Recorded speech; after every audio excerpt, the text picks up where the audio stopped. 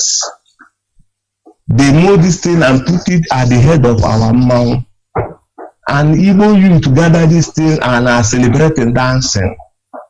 I say, Onyemeranyeha, who has done this to us?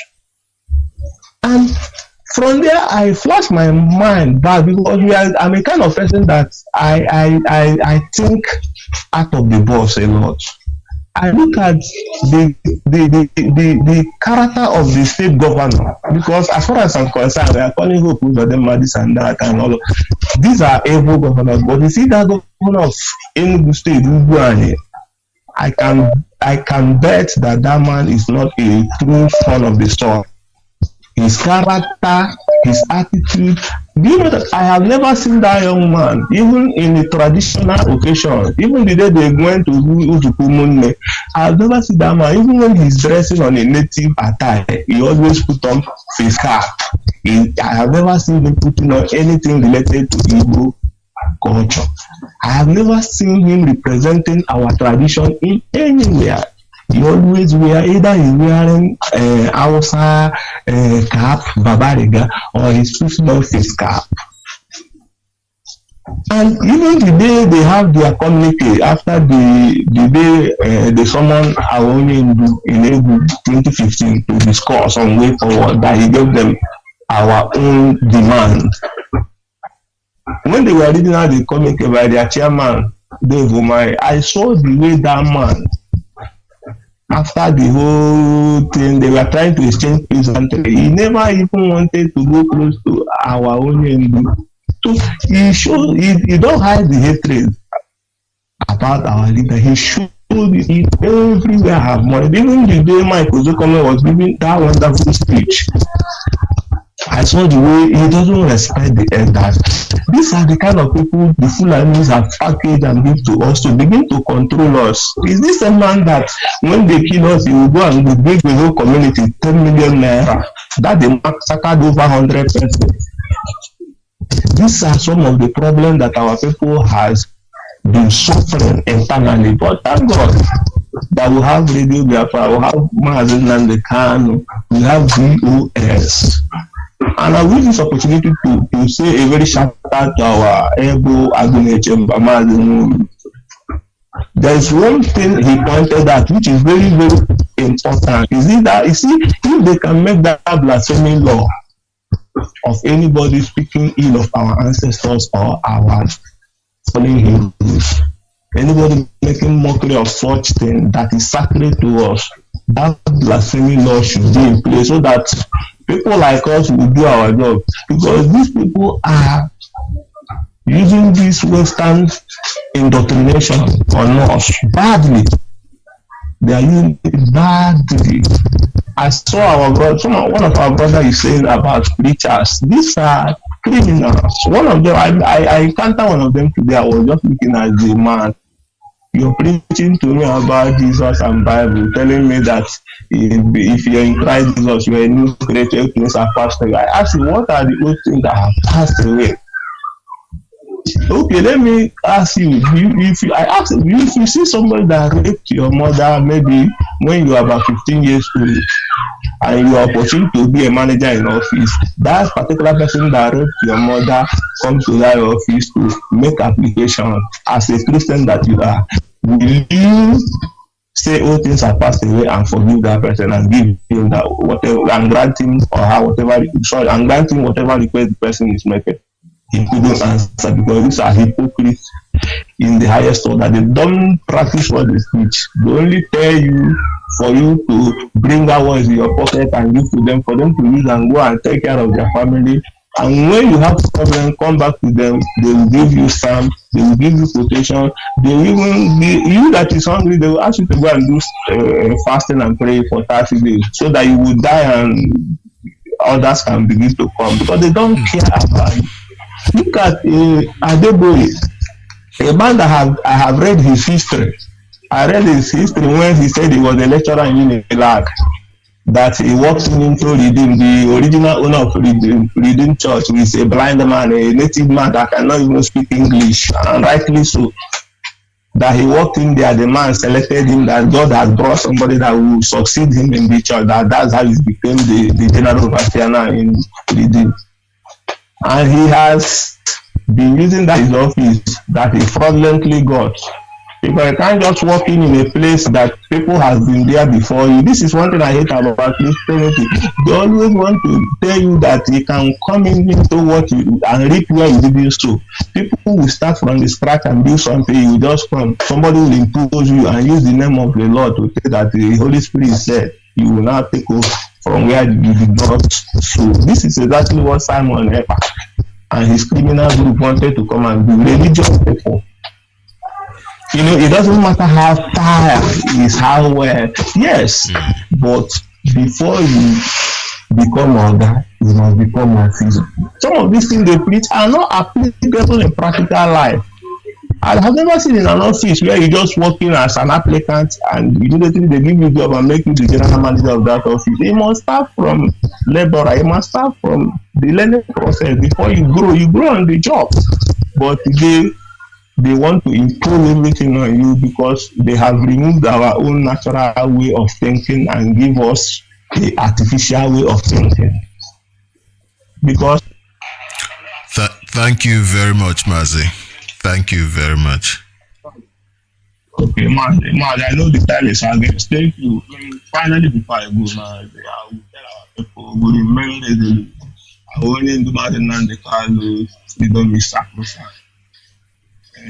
Even I saw on television here, I saw on news, BBC, these are the people in our land. A commissioner of police of Anambra State already concluding that the people that were the convoy that was apart is IPOB and ASN without investigation. These are the evil they do in our land. But I know that today their ass is grass because already the world know that we are freedom people, we love peace, we are not against anything that has to do with government. Rather, we are seeking for our self-determination, which is an international recognized right. Thank you, Mazi. We'll see how it goes. Ndewo, thank you very much, Mazi. Thank you very much. We already out of time, and I do apologize if I was unable to bring you to Biafrans. I sincerely do apologize, and I do hope that next time the lines will just be open from the start, and we can contribute our quota. Please.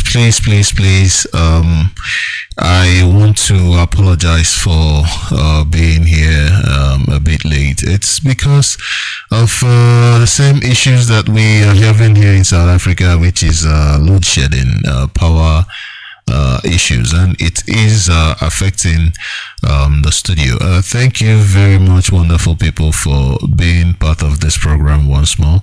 I urge you to remain resolute, like we don't have a choice anyway, and remain committed to the mission. I thank you all very much. Have a wonderful, wonderful evening. Good night.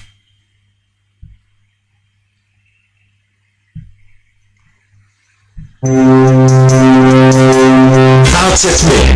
2023 coming.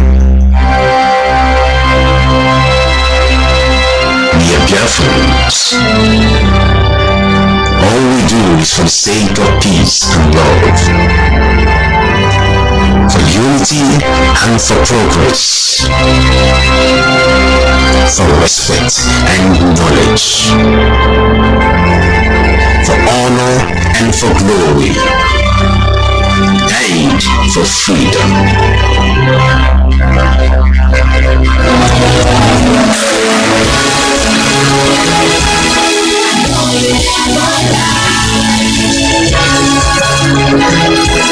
You're always in my eyes.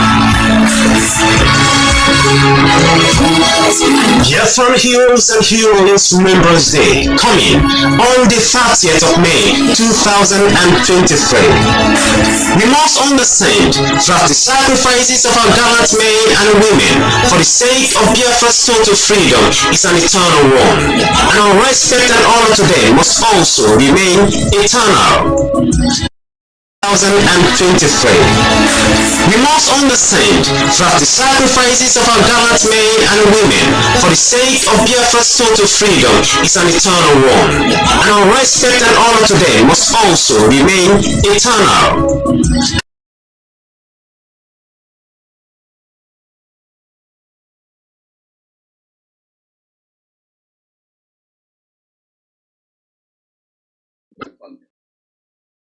Okay, and go. So they will.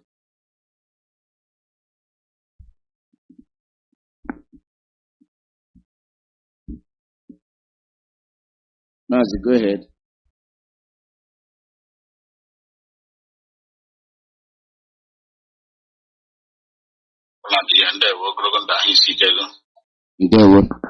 Mazi, there is a noise coming here and there. Mazi, it's not a good time for us. We are mourning. I think I have to hand as in the hot TV. Let us do the needful and give to whom honor is due before we proceed. As in the hot, please come up now. Let us do the needful. Yes. Good morning, good afternoon, good evening, fellow Biafrans, wonderful people, lovers of freedom and friends of Biafra.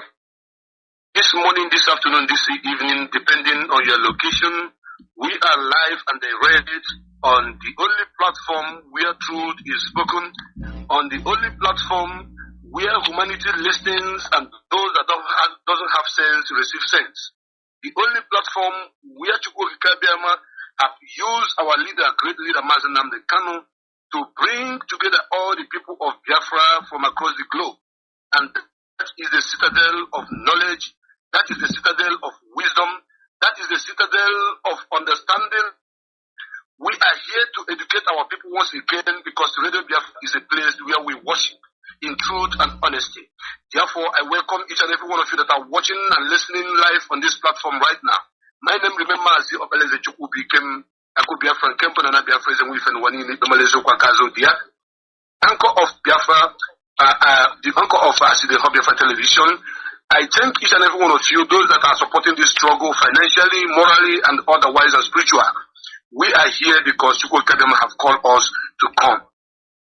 Before we move on behalf of IPOB Media Warriors and Biafrans of Goodwill, we have a very big tragedy that has befallen us, and we cannot continue speaking to humanity without acknowledging the fact that Chukwu Kikabiama have called to rest one of our great gallant media warrior, known as Mr. Maurice Prince. Mr. Maurice Prince is known as Ostraman Page. This is a gallant man, a man of enormous wisdom, knowledge. This is a man that has fought gallantly against the enemies, against the infiltrators who have come to infiltrate what we are doing and to bring problem between us and among us. And this man has been suffering for a sickness that is beyond our control, and that is cancer of the blood, known as leukemia. He has battled with this particular sickness for so many years. But believe you me, yesterday, Mr. Maurice Prince, aka the Ostraman Page, a great orator and a writer, have bowed to the call of nature. And on this note, we are very, very sad. But we all know that God brings and God taketh. We all know that death is inevitable. We all know that there is nothing we can do when death knocks on our doors. We can, as human beings, to do what we can, but Chukwu Kikabiama, the creator of heaven and earth, does the ultimate. Therefore, if Chukwu Kabema have called our brother to rest, we have no reason to ask him why.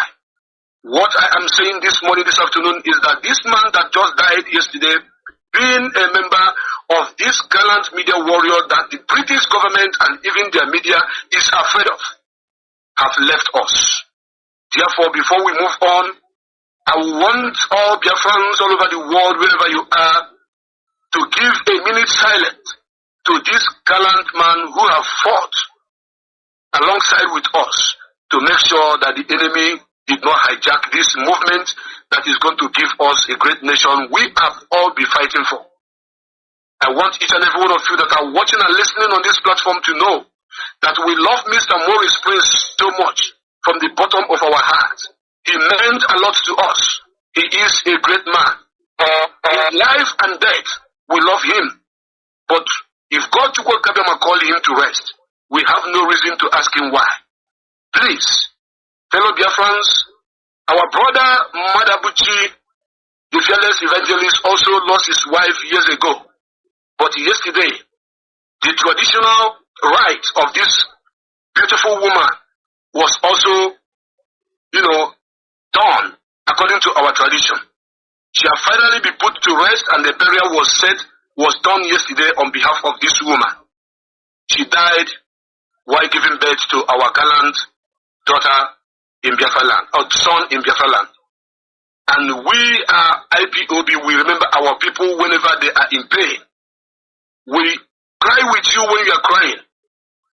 We celebrate with you when you are celebrating.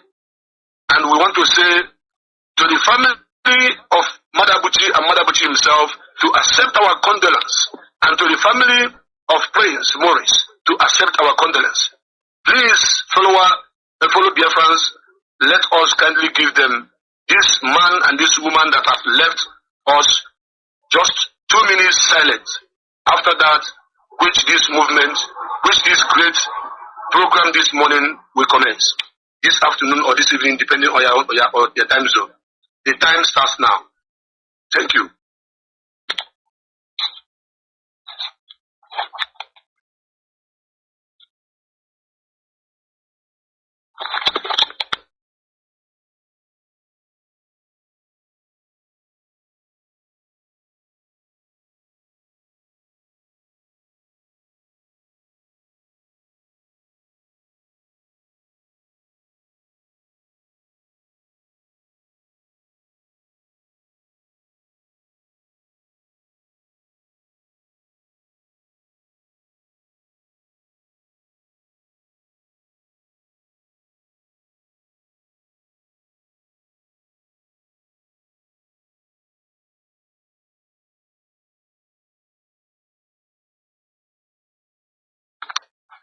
May the soul of our departed brother and sister, Mr. Maurice and Mrs. Madabuchi, rest in perfect peace in the name of Chukwu Kabiyama. Over to you, Mazi. Okay, foreign. Over to you. Thank you. Yeah, thank you, my brother, for doing the needful. Biafrans all over the world, we say good afternoon to all of you. Today is Tuesday, and of course, you know the tradition all over the world. If you're a Biafra, today is our Tweet Tuesday. Lovers of freedom, follow us, and don't forget the campaign to call. The numbers that are available in all platforms. Continue to make the calls. And we have to appreciate our leader, Mazi Nnamdi, Kanu, we love you. We appreciate you. Be on court in 2 days' time. And we're hoping for better. And all his listeners that are doing wonderfully well, men and women of all radicals all over the world, we appreciate all of you. I remain okay for Nusinwa from Maka, from Poland here. And today, the panel is here again to educate our people, favorable or unfavorable. Those things you need to know, those things you've not known, and those things you wish to know, just take with your telephone and to your radio and listen carefully and follow instructions, directives, and follow the code of conduct. Today the panelists include our brother who have already spoken, as in the Hot TV. Prince Darlington is here. fearless evangelist is here, and the Elotu is here, and our beloved brother and comrade, Mazi Jonathan Chinedu, will soon join us equally. And today we have 3 topics to treat. And number 1 topic we are going to treat the Heroes Day remembrance. And number 2 is Mazi Nnamdi freedom and the need for Biafra land to remain calm. Very, very important. Then we may be treating number 3 and number 4 together if time permits today. The need for Biafra to continue to campaign for the freedom of Mazi Nnamdi Kanu. And most especially, Mazi always say, take note, and everybody should take note of this. The need for Biafran parents to be mindful of what their children are being taught in schools. Because Mazi always say, these people are coming in different ways in Biafra land. They might teaching our children, this is Islamic, they want to conquer us. So our parents in Biafra land, please, our mothers especially, please take care of your children. Know what they are teaching them in school. These people are coming in all ways. They might even be teaching them in the school. They will get a handbook without writing it down. So teach your children down from primary to ask them, especially those of them in primary. This is where we have very big problem, both in kindergarten, whatever. Our mothers, please, we are begging all of you. This is the highest Islamization is that. When they indoctrinate the children, it will not be good for us. This is very important topic. We are going to treat it vehemently today. And for that, Mazi, as in the heart, please take number 1 topic for us. After that, Manachu comes up. Our Heroes Day remembrance. There we are. Thank you very, very much, Mazi. Okay, Osiwu, aka Roru Eke. And if you look at it, you notice that Eke. Because Agam na Sumobeli Igbo, Netiekwe Igbo, na Mbasole. And you know, we will not throw away our tradition, our culture, and our language because we are fighting for our freedom. Yeah. However, my brothers and my sisters, we are talking about our 30th of May, which is the day that we remember our fallen heroes. 30th of May is already a tradition in Biafra land. Mazi Nnamdi Kanu have made the 30th of May to become a tradition. What I mean by tradition, it has become our omena and akaisieme. We remember those that fought and died for our sake. Because before we came, before the emergence of Mazi Nnamdi Kanu, nobody remember to at least keep a day for these men, gallant men and women that fought and died for our people. Do you know what it means? That over 5.2 million people were massacred for you to be alive in the land of the living. These gallant men and women have committed no crime. The only crime they committed was to ask for the freedom of you and that of your children and your children's children. And that is why the British evil government descended on us, with the Arab wars, bringing war to our land, killing our people, destroying our land. And after that, our elders forgot to remember the death of these people. When you look at American as a country, America set out a day which they used to remember all their fallen heroes. Germans set out a day which they used to remember their fallen heroes. France set out a day that they used to remember their fallen heroes. And so do other countries of the world. Courtesy demand that when your heroes fight for your sake, fight for you, and they died on the process, you should be able to remember them. Before Mazi Nnamdi Kanu came, there was nobody that has the nerves to remember the day which our fallen heroes were supposed to be remembered. Nobody. That is why Mazi Nnamdi Kanu in 2014, Mazi Nnamdi Kanu called for IPOB worldwide through Radio Biafra, this particular radio where you are listening this program from. he called the world, called IPOB all over the world to come back and put heads together for us to build a cenotaph, a mark of remembrance for our heroes, those that died and those that fought and died for us, that we may remember them, that their spirit may continue to support us in the spiritual realm while we fight in the physical realm, to make sure that that which they died, which they fought and died for, may be established in our own lifetime. And do you know what happened? There was a rapid response across the globe supporting what Mazi Nnamdi was calling for, because Mazi Nnamdi always do it the way Chukwuka sent him. A lot of people donated money. A land was given for this project, and a cenotaph was built in Enugu at Milke precisely in 2014. And Mazi Nnamdi called Biafrans to come and commemorate with all the IPOB members across the globe to set up this cenotaph to make sure that our people that died is remembered. And we indeed did that particular program. It was successful. After that, our brother who was Rike, I call him our brother because he still remained a Biafran, with Nigeria police went and destroyed that cenotaph. It is on history.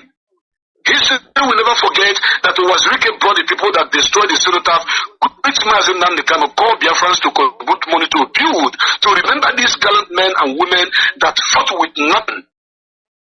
These gallant men and women that designed their own ammunition to defend their own people under every bombardment, under the evil attack against their people. So it is already recorded that a cenotaph that was built for these people's remembrance in the Military Hill, because Enugu State is also a holy land, was destroyed by Wazirike and the Nigeria police. That is, by the way, from that very 2014, we have continually asking for Chukwuka Biama to forgive us our sin. Are you the more people? Yes. Are you the more people every year for God to forgive our sin and grant us our heart desire, which is our freedom? And since then, believe you me, a lot is happening. A lot has been happening.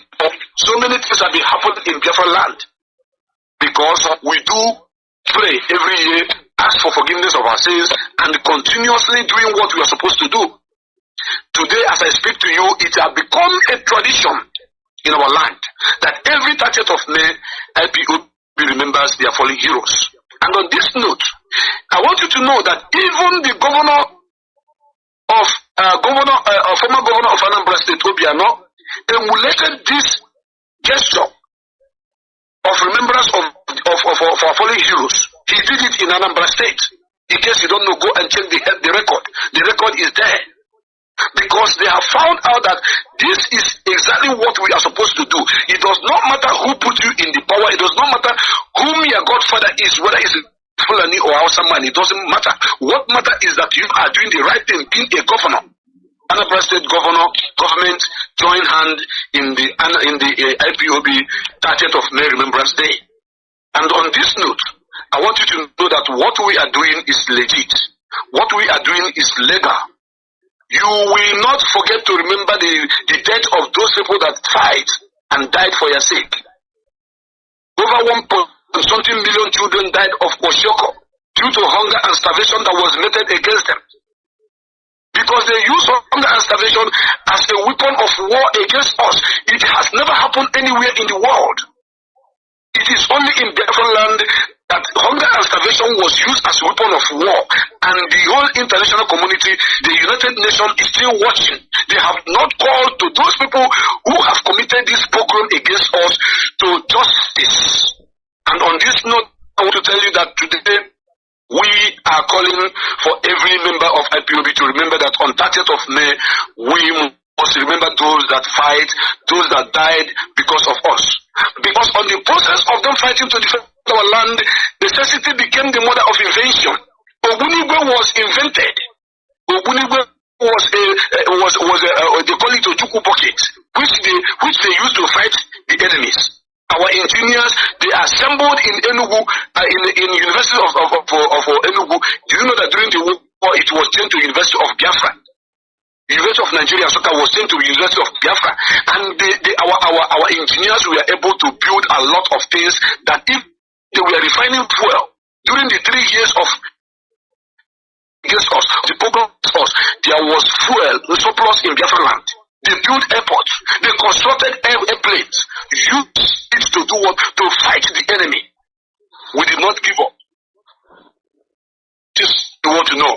And on this note, I'm calling on everybody to remember that on 30th of May, you must have to sit at home. Biafra land is going to be lock and key. You have to lock down Biafra land and throw the key into anywhere you like until after 30th of May. No flies supposed to be seen on the street. No animal to walk on the street because it's going to be a ghost town on 30th of May. Therefore, any other person calling for any other sit at home anywhere in Biafra land is null and void. Only 30th of May, which Directorate of State have already confirmed Nnamdi Kanu has put as a law in our land.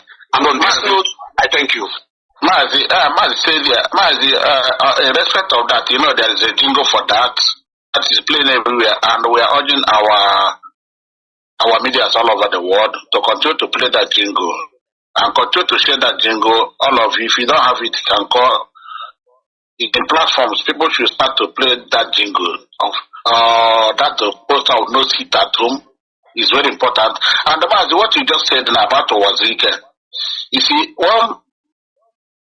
when we say we don't forget, neither forgive, people think we are playing. What Wazirike had just played is exactly the same thing Gowon did to Biafra. After the war, Gowon destroyed the manuscripts of Biafra engineers. Now, Onyendu erected this, and the same Wazirike come and destroyed it. So how do you compare these two now? You think we forgive these people? It's not our brother. That Ralph Wazirike is not our it's land grabber. Go and see what he's doing over everywhere. We cannot forgive that man. Just like we cannot forgive Gowon, who have not even come up to apologize. Have never made any statement up to this how we are. At this age, Mazi. That's okay. At this age, I'm hearing him. I'm going to go on and conclude. Yes, okay. I want to say something here. In life, you have reality and you have fiction. The reality is that Wazirike is an Igbo man. The reality is that Wazirike is supposed to be a Biafran. The reality is that Wazirike started this struggle after Ojukwu have fought and they surrendered to the power that be. The reality is that we must remember that Wazirike happened to be the man that brought the issue of Biafra restoration back to limelight. But another truth is that despite all his effort, everything he have done, he messed it up. Because of this crime, we may not forgive him because of this crime. But we will not deny that Wazirike is not our brother. This is mistake. Because why I like Radio Biafra is that we say they are Biafra, they are our brother. I like it when you say they are not your brother. But I will like the whole world to understand that these people are of the same race with you, but they are doing the other things which they are not supposed to do. And history will remember them in the dustbin of those who have fought against their own people. That is the point I'm trying to drive here. Because if I say they are not my brother, some people somewhere will think that they are from another region, that they are from another clan, that they are from the north or from the west. So I am calling them my brother so that they will understand that they speak the same language with us. When you look at what Wazirike said in his last video, he was calling for Nnamdi Kanu release. And I will not use because he's calling for Nnamdi Kanu release to forget about the evil he has committed in the land against Biafrans. I will not do that. If you like, let him call for his release. I will still maintain that you have destroyed the cenotaph which Nnamdi Kanu and Biafrans put together to make sure that our people have a symbol of remembrance to the death of those that fought and died for our sake. It is the truth. So I respect your opinion, and I want my own opinion to be respected. And Wazirike, who is listening, should also feel more guilty when you call him your brother, who destroy what you are doing. than when you say he's not your brother. This is my own opinion, and I want to stand up now. Thank you very much, and God bless you. Thank you, my brother. Thank you. Fearless evangelist. I know you are sober. Can you speak? Fearless evangelist, please. Yeah, thank you. Thank you, Mazi. Good afternoon, dear friends all over the world, wherever you are. I remain fearless evangelist, Mazi Marabtunwachuku. We thank you all, and I accept the condolence from all of you. We remain strong because we are Biafrans who continue to fight until Biafra is restored. And on the first topic, as we move Biafra Heroes Day, it is one of the best things that IPOB have established. It is a weapon against Gowon denial of the genocide. It is also reminding the world of what they did to us. Though they tried to hide it, but we came and resurrected it to the sin of the world. These are part of the things that Nnamdi Kanu established that have become a serious wound on a wound that can never be healed on the body of those that killed us. If you see anybody from the east praising Obasanjo, remember 30th May to that person, and the person will know what is happening. Anybody you see from the east praising Gowon, praising Buhari, just remind the person about 30th May, then you have shot the person on the two legs. And that is a great weapon.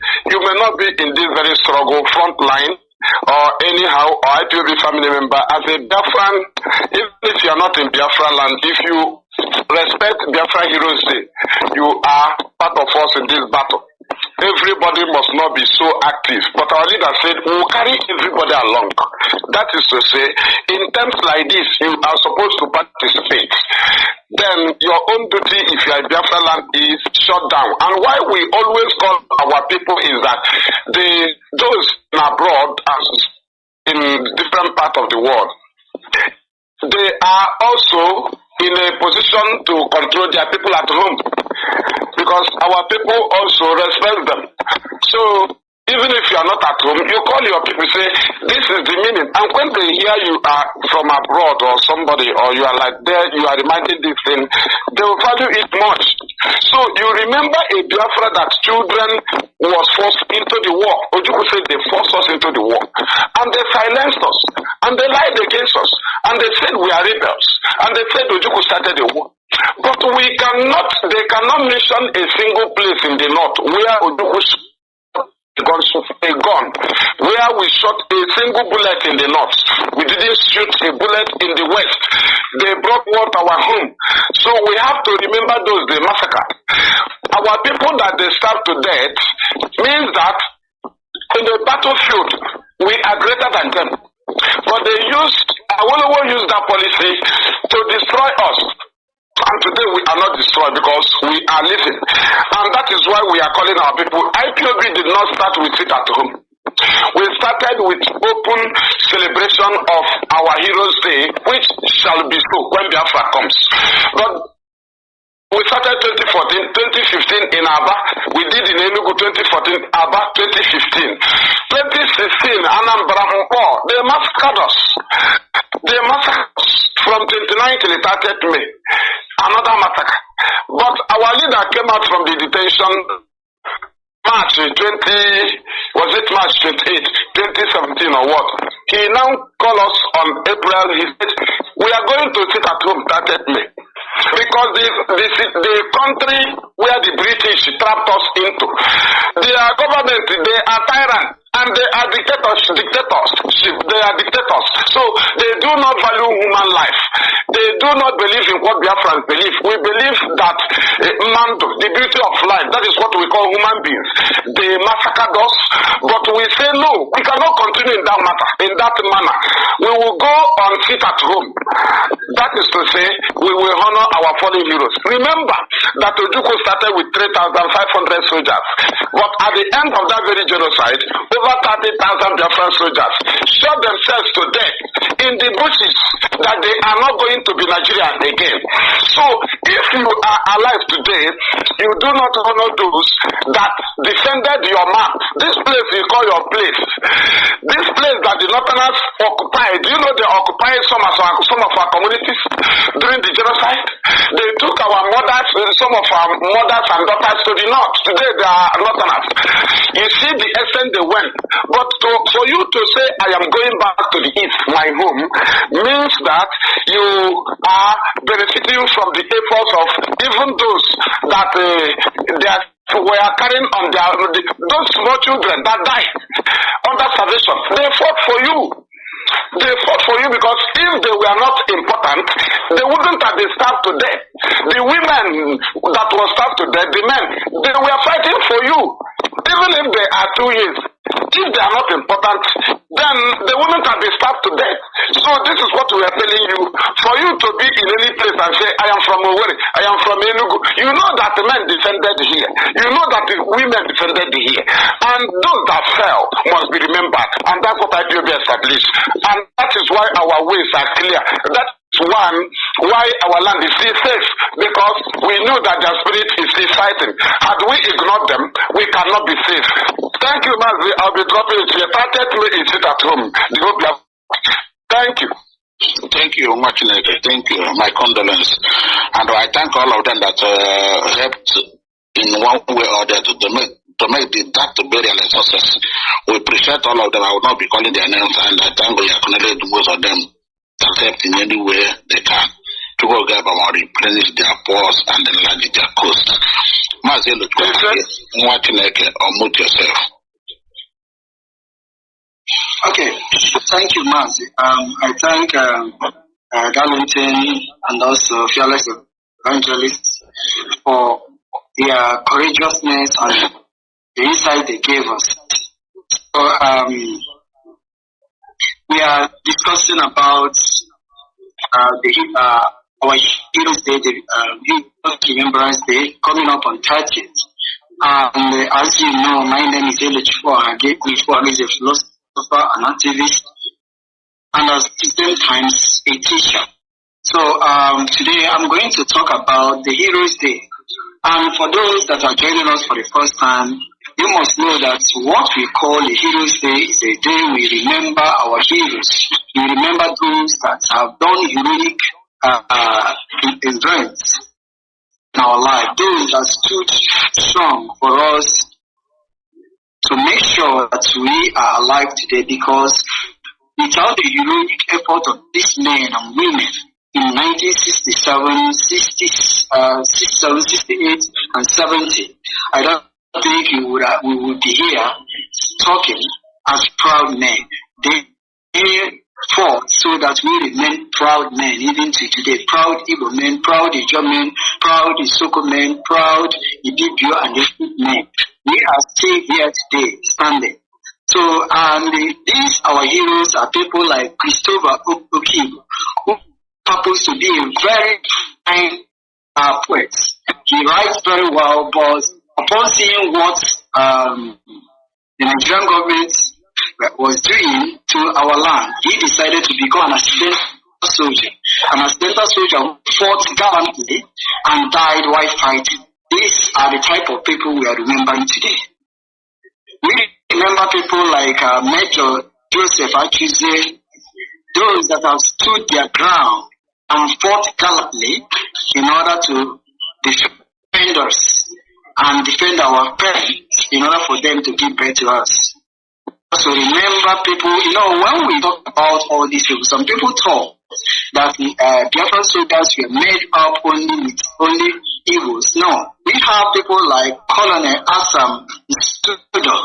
We have people like Philip Eshong and many others that champion this cause. They believe in this nation and they fought gallantly. We are remembering them. That's why we will have a sit at home on that 30th of this month and make sure we remember all of them. When we talk about the effort of these men, some of us may not understand it.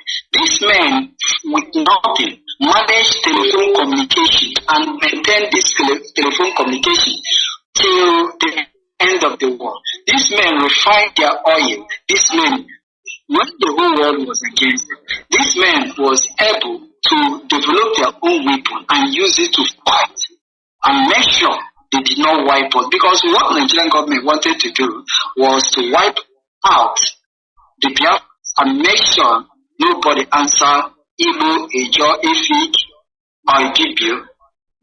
That was what they wanted to do. But these people, whom we are going to remember, tried their best to stand still and make sure we are here talking today.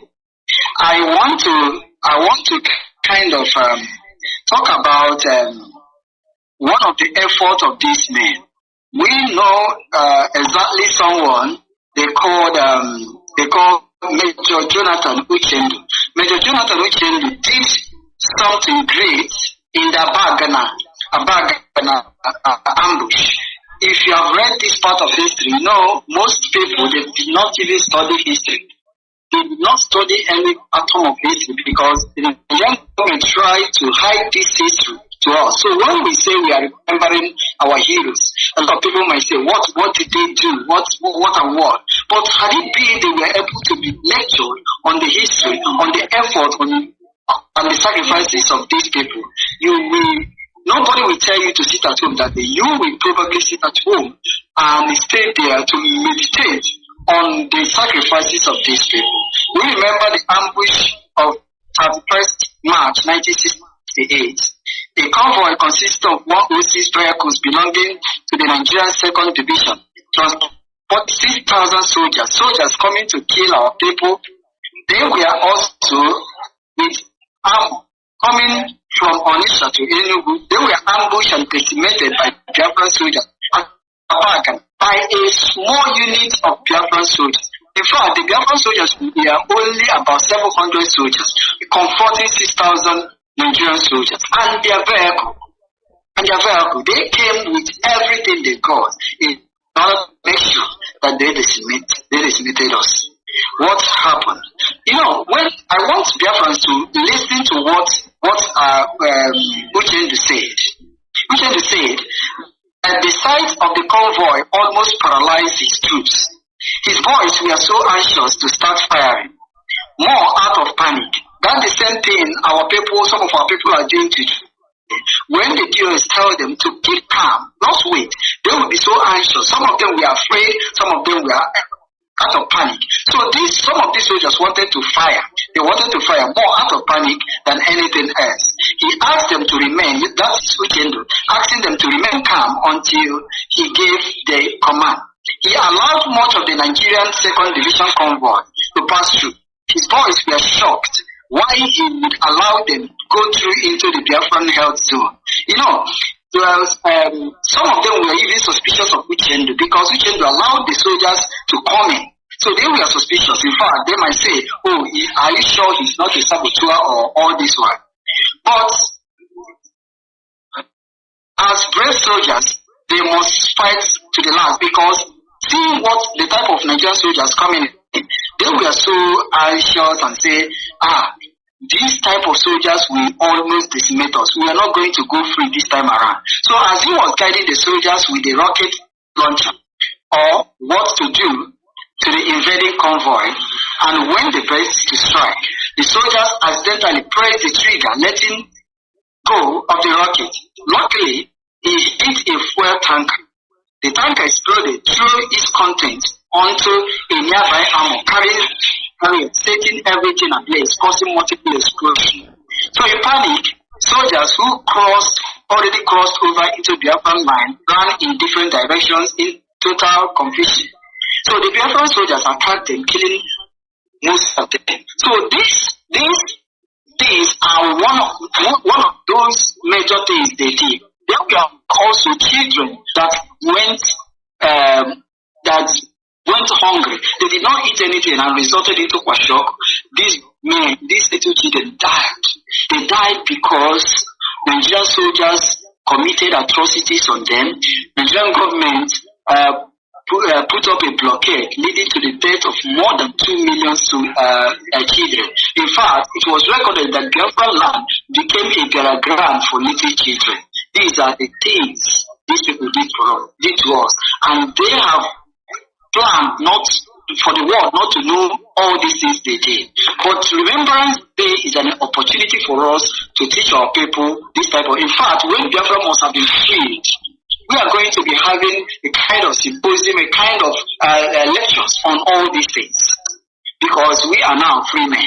You know, if we have discussions on what Nigeria did to us, then we eventually invade those places and shoot more people. That's why we are calling on everybody to sit at home on that day, so that when you sit at home, not only that you are going to save yourself from the bullets of Nigerian soldiers, you are also use the opportunity to think and meditate on whatever that has happened.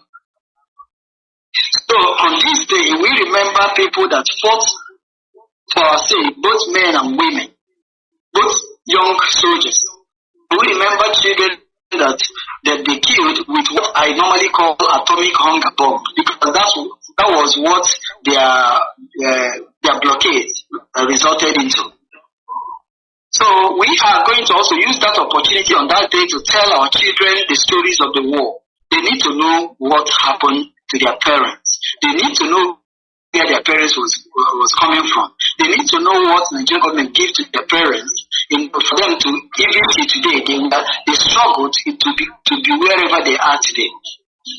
You need to put everybody in the mood for them to understand exactly what the Heroes Remembrance Day is all about. So I call on all of us to start. I call on media warriors, I call on everybody writing, both the writers, both the broadcasters, the comment section. I want you all to put everybody in the mood. You put everybody in the mood by bringing out the events of the war. You bringing out every gallant things our soldiers did. You bring out those that have given the ultimate prize. We are not even forgetting those that are still paying the ultimate prize. We remember in Kunso that was killed recently. We remember those that were killed in Aba recently. They were only protesting and they were killed. We remember a lot of people that have been killed, those that are in prison, those that are suffering in many ways. We remember all of them. They are the reason why we are here. They are the reason why we have vowed to make sure that we restore Biafra. They are the reason why we are going to remember them on 30th. So I thank you, and I say, may God continue to bless us all. Thank you. Thank you, Mazi. Thank you. I remember the 2018 in Vienna, Austria, Biafran genocide, where Dr. Kachi did the need for. I think this is time again. We will start replaying those programs of Dr. Kachi again. It's very, very important because this is the month and this is the week. And I thank our Ultra family that time. It was a wonderful event. And we encourage people. This is equally every state, every national coordinators, and there will be Heroes Day here and there. People are planning, and I think there will be symposiums. It's time for those symposiums. When there are symposiums, our people will continue to learn. Our children will continue to educate them, to imbibe all the things on them. That being said, we are going to enter the second topic, which is Nnamdi's freedom and the need for Biafra land to remain absolutely, completely calm. As in the hot TV, or mute yourself, please. This topic is very important. Our second topic, you take it now, the need for Nnamdi's freedom and for Biafra land to remain calm, completely calm. Or mute yourself, one number. You can unmute yourself. Yes, I'm here. Thank you very much, brother. I want to appreciate all my fellow comrades who have spoken well in regards to the first topic. And now the second topic, I'm going to take the second and the third at the same time because they have connections to each other. Excuse me.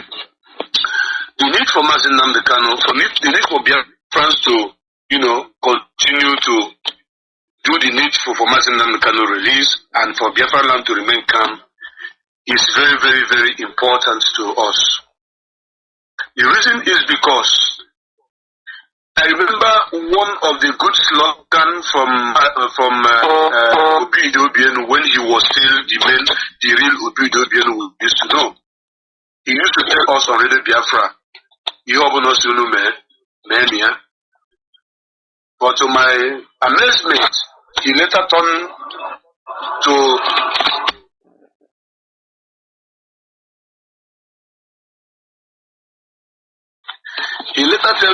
sorry for that this disturbance anyways. He later turned to be Yobona Osulume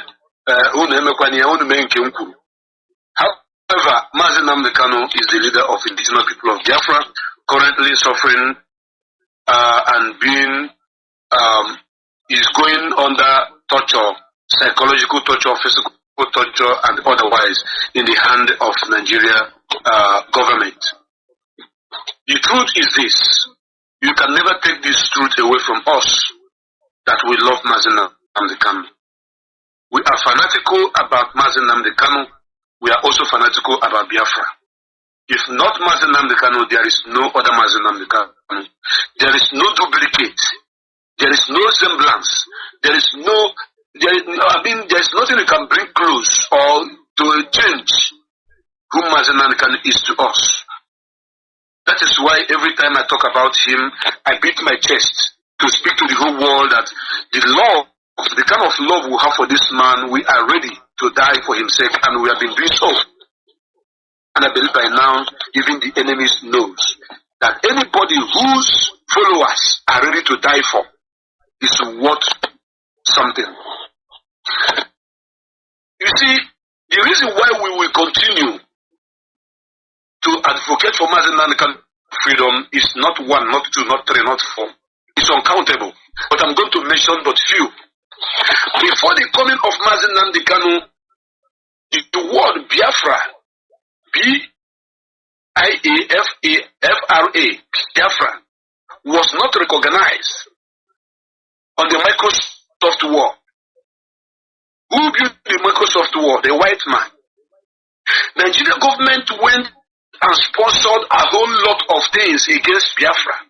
If you write Biafra on Microsoft Word before now, it will underline red.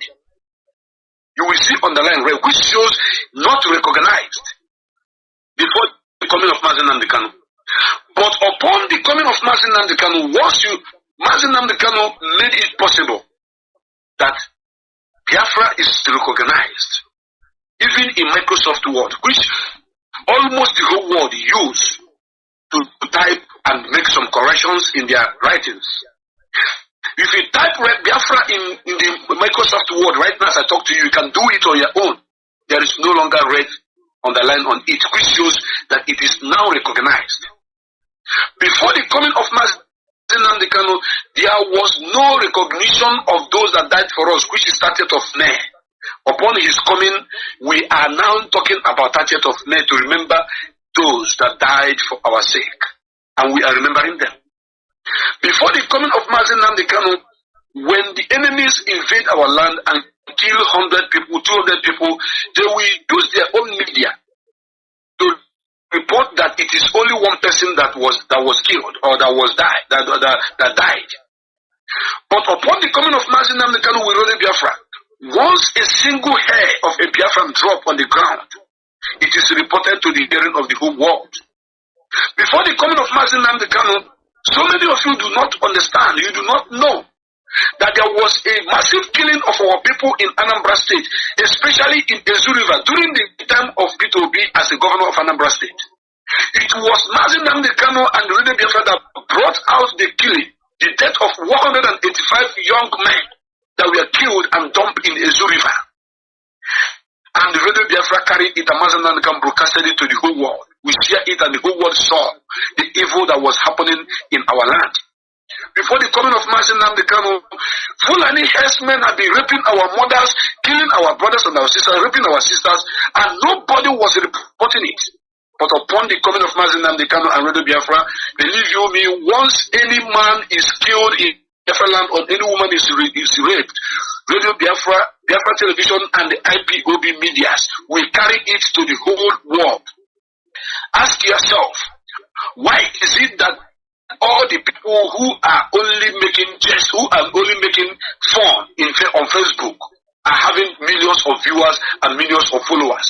But once you are talking about Biafra on your platform, your viewers will be limited, your listenership will be limited. Anything you share there, so most of the times, 90% Facebook will bring it down. Why don't you understand that before the coming of Mazi Nnamdi Kanu, that Radio Biafra was not heard as far as it is now? We were not on the OB. We were not on the FM. We were not even on social media, which is the in thing right now. But upon the coming of Mazi Nnamdi Kanu, Radio Biafra was able to be placed on the orbit.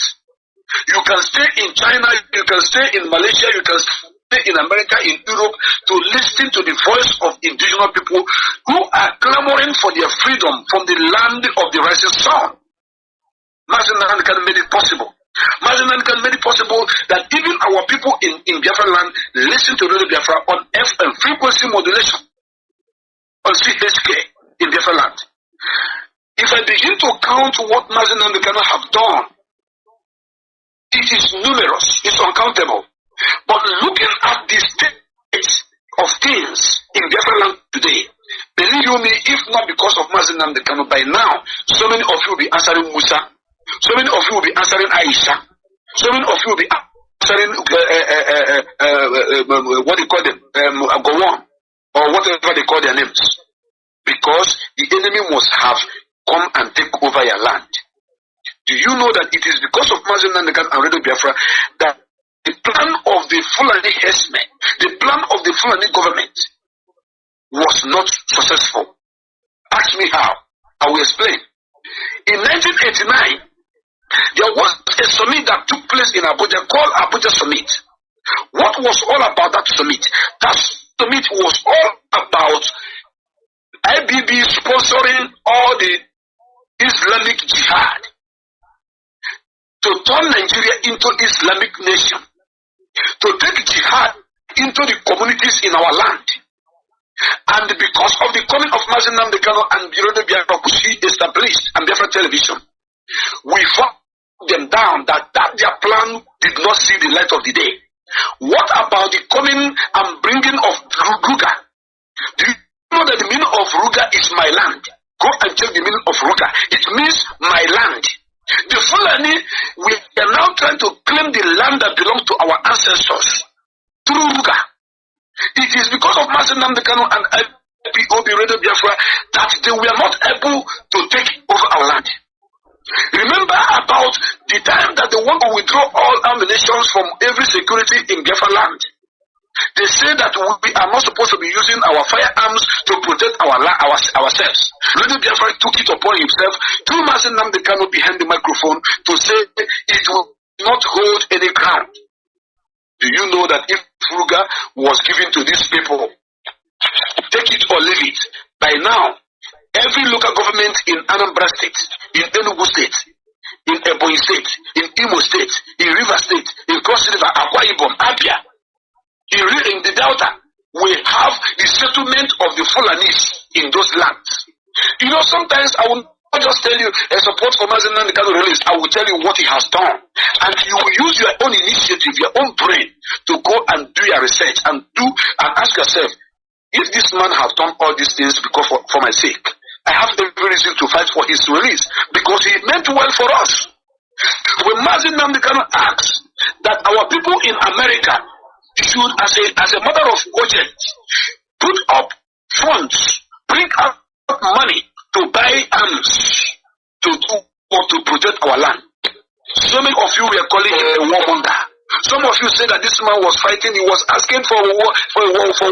Somebody who is trying to protect you, how are you saying he was asking for war? And this is what propelled Mazi Nnamdi Kanu to write a letter.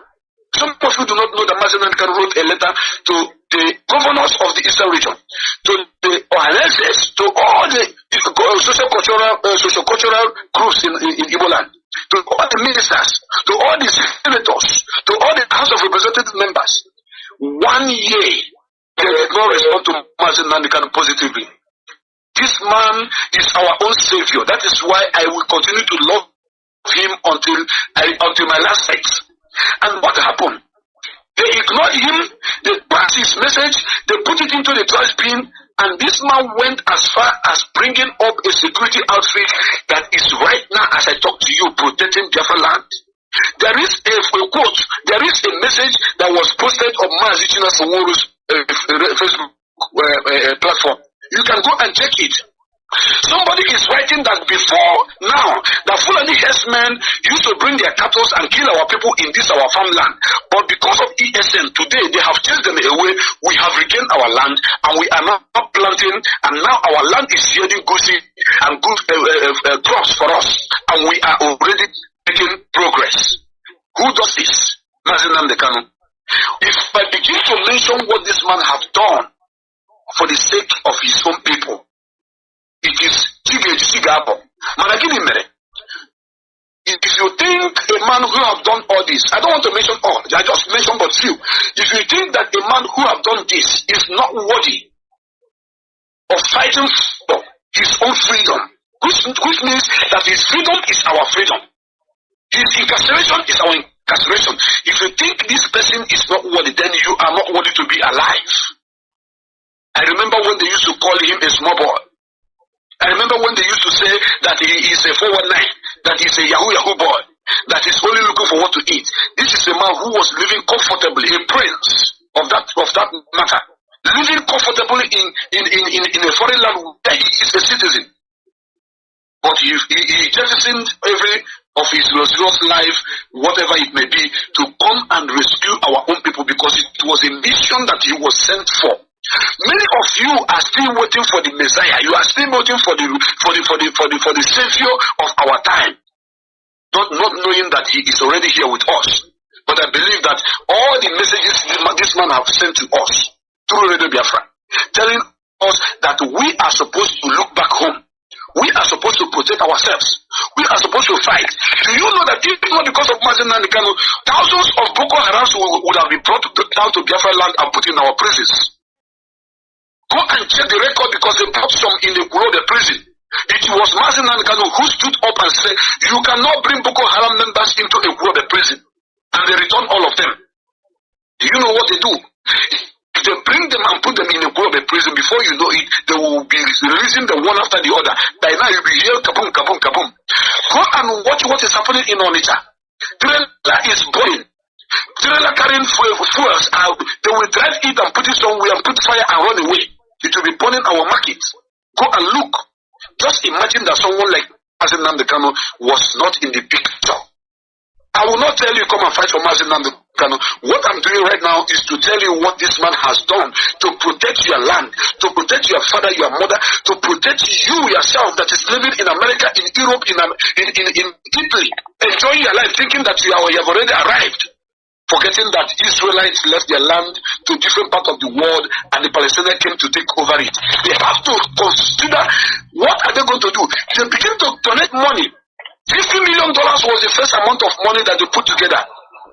$50 million was the first money that they put together to do what? To set up, to buy ammunition, to go and reclaim their land back. In our own case, Mazi can ask you to bring money for us so that we can donate and support our gallant ESN to make sure that our land is protected. And some of you are still there eating burger in America. Some of you who have supported the struggle came to make names, not to support the struggle. And I want to tell you, if you want to stand up to defend that which is genuine, that is the freedom of Mazi Kanu. You must do it. If you don't do it, then you are not worthy to be called a Biafra. I don't want to know your qualification, whatever you might have read in the university, has nothing to do with what we are talking about. Mazi Kanu is the savior of our own time. And everybody that comes from both eastern region, namely Lower Benue, Lower Kyugi, part of Edo, Ibanke and Ibakre, Delta, Enugu, Ebonyi, Imo, Cross River, Akwa Ibom, Rivers, and Abia and the Bayelsa, these are the people that are called Biafrans. You should stand up to say enough is enough. Why are they holding a man that meant well for me and for my children? If you do it, Chukwu Kadurema will bless you, because Mazi Nnamdi Kanu must be free. And for the fact that Mazi Nnamdi Kanu have asked that Biafra land should remain calm, believe to me, no man born of a woman can come into Biafra land and set it ablaze and go scot-free. You can do that. I forgot my mindset. Ma popular no kana. Ibara kwa na afeto no na ono province na afeto mo. Iga popular mo. I saw the yakwe. I am sorry. Imo State is part of Biafra land. That is the heartland of Biafra. We are the heartland. I say it's heartland of Biafra. Because everything that you want in Biafra land, when you look at it from east, west, north, and south, Imo State is looking at standing at almost the middle of Biafra land. So there is nobody that will count Imo State out. If you think that I forget, maybe it's my mistake. I'm sorry about that. But I know, my brother. How are you keeping there? Mazi Nnamdi Kanu respects a man that is called the former governor of Imo State. He went to his home to pay homage to his wife and the children. Because this is a man that built the airport in Imo State. This man, he built so many, all the roads that Mbakwe built in Imo State are still there up to this moment. So there's no how you can talk about Biafra without mentioning Mbakwe. Apart from our brother from Abia State, who was the former Eastern Region Governor General. What is his name again? Michael Opara. Mbakwe is the second person that Mazi Nnamdi Kanu respect more than any other person in Igbo land. Apart from Ojukwu. Ojukwu is the exceptional. So my brother, I want all Biafrans to know that Biafra land must remain calm. Those people who are bringing criminals into Biafra land to kidnap, to kill, ask for us all, should know that their days are numbered. Don't worry. And the Mabacha also are go mile. Okay, Nadranya, Otogu will be out to tell you how it is and how it's supposed to be. Thank you very much. I stand by. God bless you. Thank you, one man. You saw one video I sent to you, and the man played that video today. What is happening? Yes. The way do the war for the hanging up Yoruba. Fulani are ganging up, burning our people. When they take you in Okada, some of the Okada man being Hausana. Mazi, I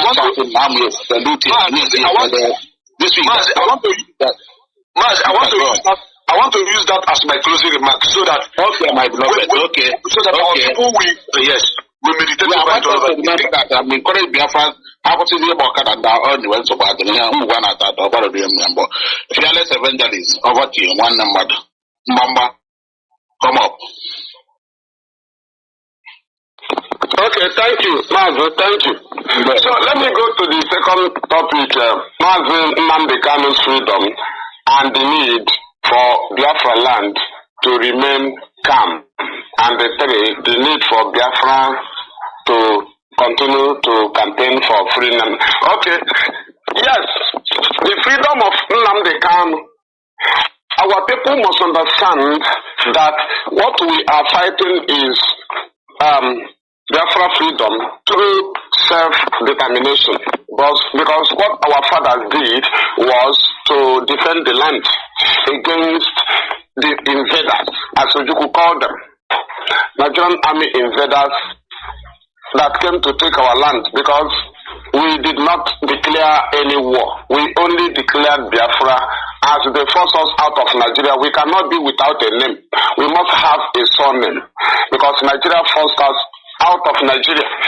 So, because what Ojukwu went to Ghana to discuss was Nigeria, not Biafra. So, after discussing Nigeria, they came here, they said they don't agree in the Nigeria that they discussed. And they started killing us. So, our fathers defended this very place. at least we stood against them as in the same manner they came. Now, this time around, to vindicate our fathers that they wasn't rebels, and they just tagged them rebels to tarnish their image and to take the interests of the world away from supporting them. And this time around, the same thing they play, but IPOB have beat them by the way Nnamdi Kanu started, trying to mark Nigeria out of the field, which he finally succeeded by always in his broadcast indicate that IPOB is not a terrorist organization. We are not criminals. Initially, before we were tagged terrorists, because he knew the last weapon of the British, they would try to criminalize it. That is their only weapon. To be blamed, no? They will criminalize you and you will be the topic. Now, they wanted to do it so that when you call Nnamdi Kanu on Radio Biafra, he will tell you that your name and where you are calling us from. If you appoint IPOB family official, any official, he will announce it. If you have been a friend, he will announce it. That is to say, terrorism does not have address. They don't tell you where they came from. That is what IPOB is telling you. That you remain calm means that you are maintaining the ideology of Nnamdi Kanu. You are fully supporting him because his method of freedom fighting is what you support him on. To him because he studied those ones. He knew violence one, he knew armed struggle, he knew government in exile, he knew all these things. But he chose one, self-determination. That does not mean that we don't have right for self-defense because Nigeria have declared war on us since 2015. But in IPOB modus operandi, we do not involve in violence. And the since Nnamdi Kanu is in detention, DSS, the language of IPOB leadership, the language of the lawyers is that our leader says that we should continue in our peaceful conduct. He did not say learn to be peaceful. Now in this topic they said we remain calm. The reason why our people should remain calm for freeing Nnamdi Kanu, that is to say, not that our people should learn to be calm. Remain calm means that from the starting, we have been calm. That's why people call us cowards. That's why Obiano called us toothless dogs. Because we are not violent. But our enemies are crying. Even as they come in the open to pretend. All of them are crying. They go in the secret to cry. Even as we don't shoot them. Because our fathers stood against them. We have shown them we can shoot gun. This time around is to decide them in the same weapon that the British used against us. That diplomacy. That's what we are using. We have rounded them up in all over the world. They have no gap to come against us. Their only place now left for Nigeria is Abuja, which we are going to destroy. We are going to destroy them in their court. No government of the world welcomes the blackmail of IPOB from Nigerian government. Of any kind. What you have to do now is to remain calm, to destroy them. You now see that Nnamdi Kanu will be good. No, you cannot use violence to defeat Mobile, Ajib, Tezaku, Shell, Izon, Chevron, then AP. No.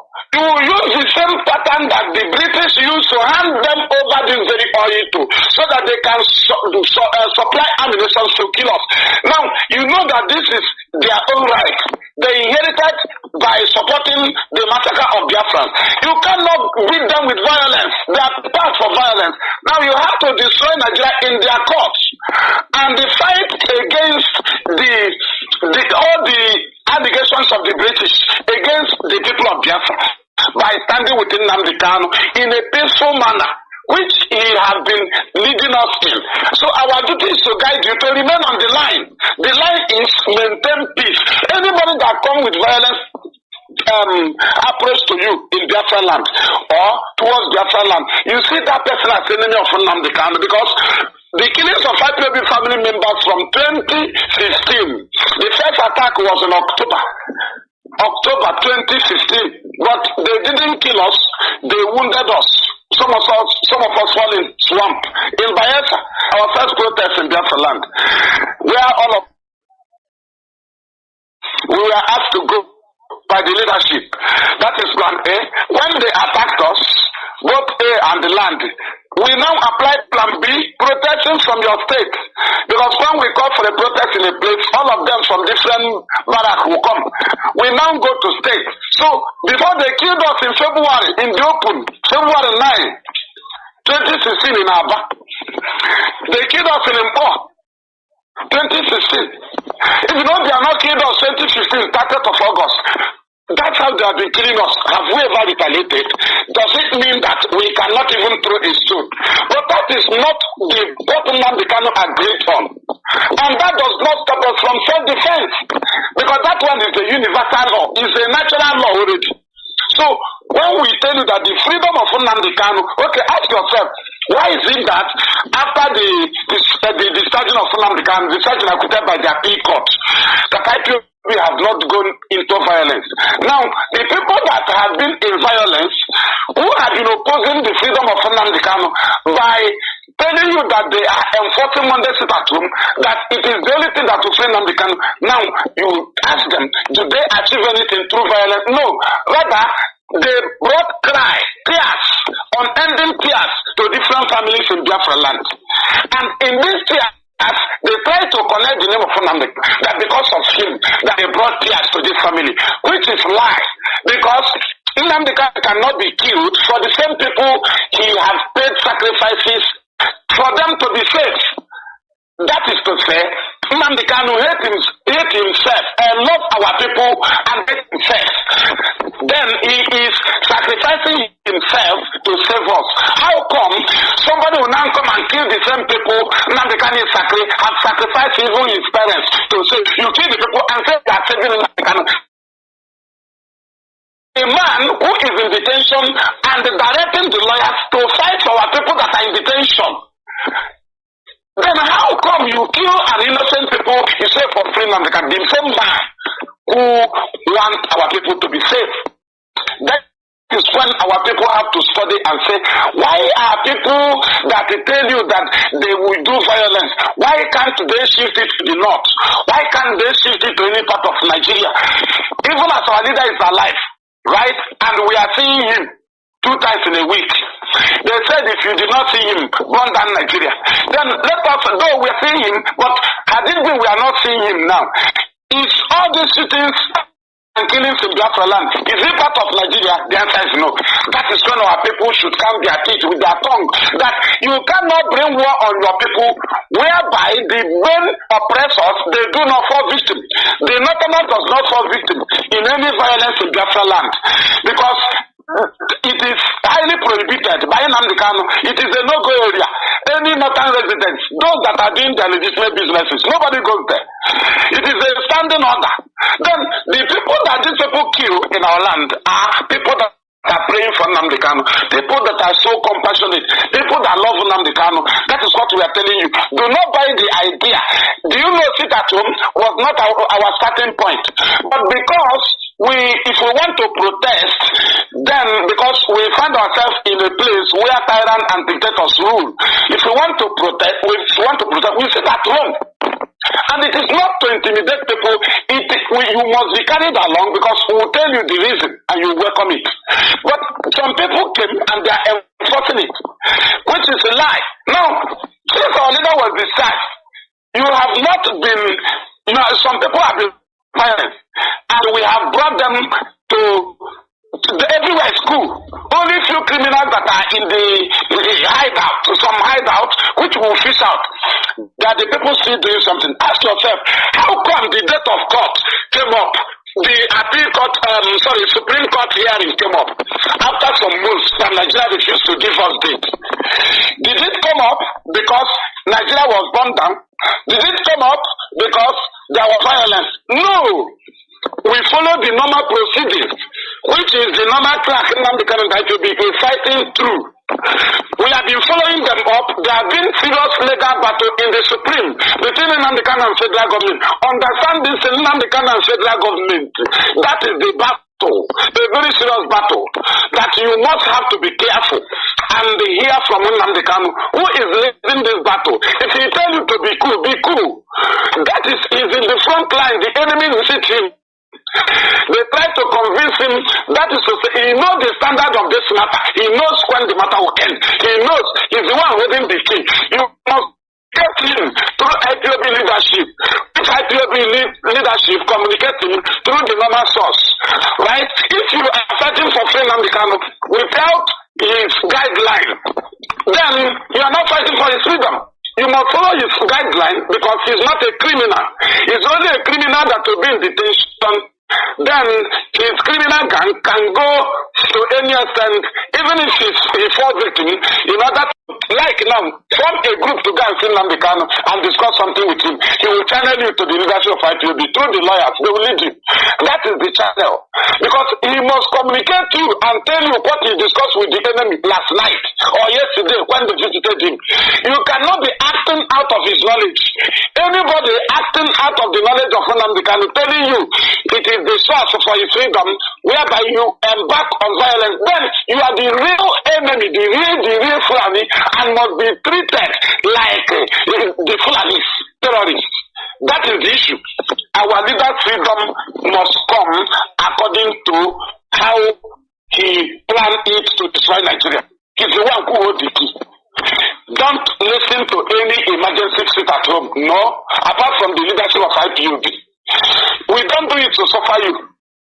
We only do it to carry you along. But we never do 2 days sit at home.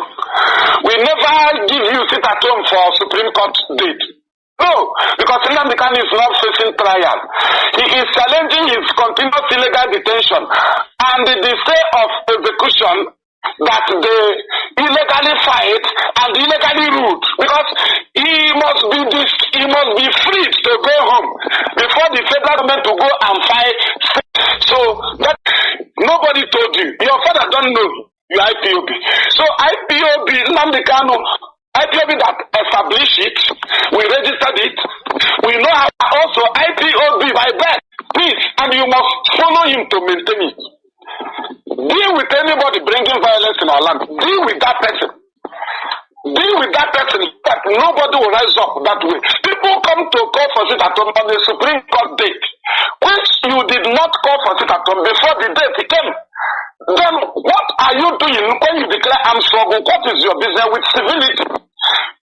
If you are holding gun, what is your business with civility? Because the civil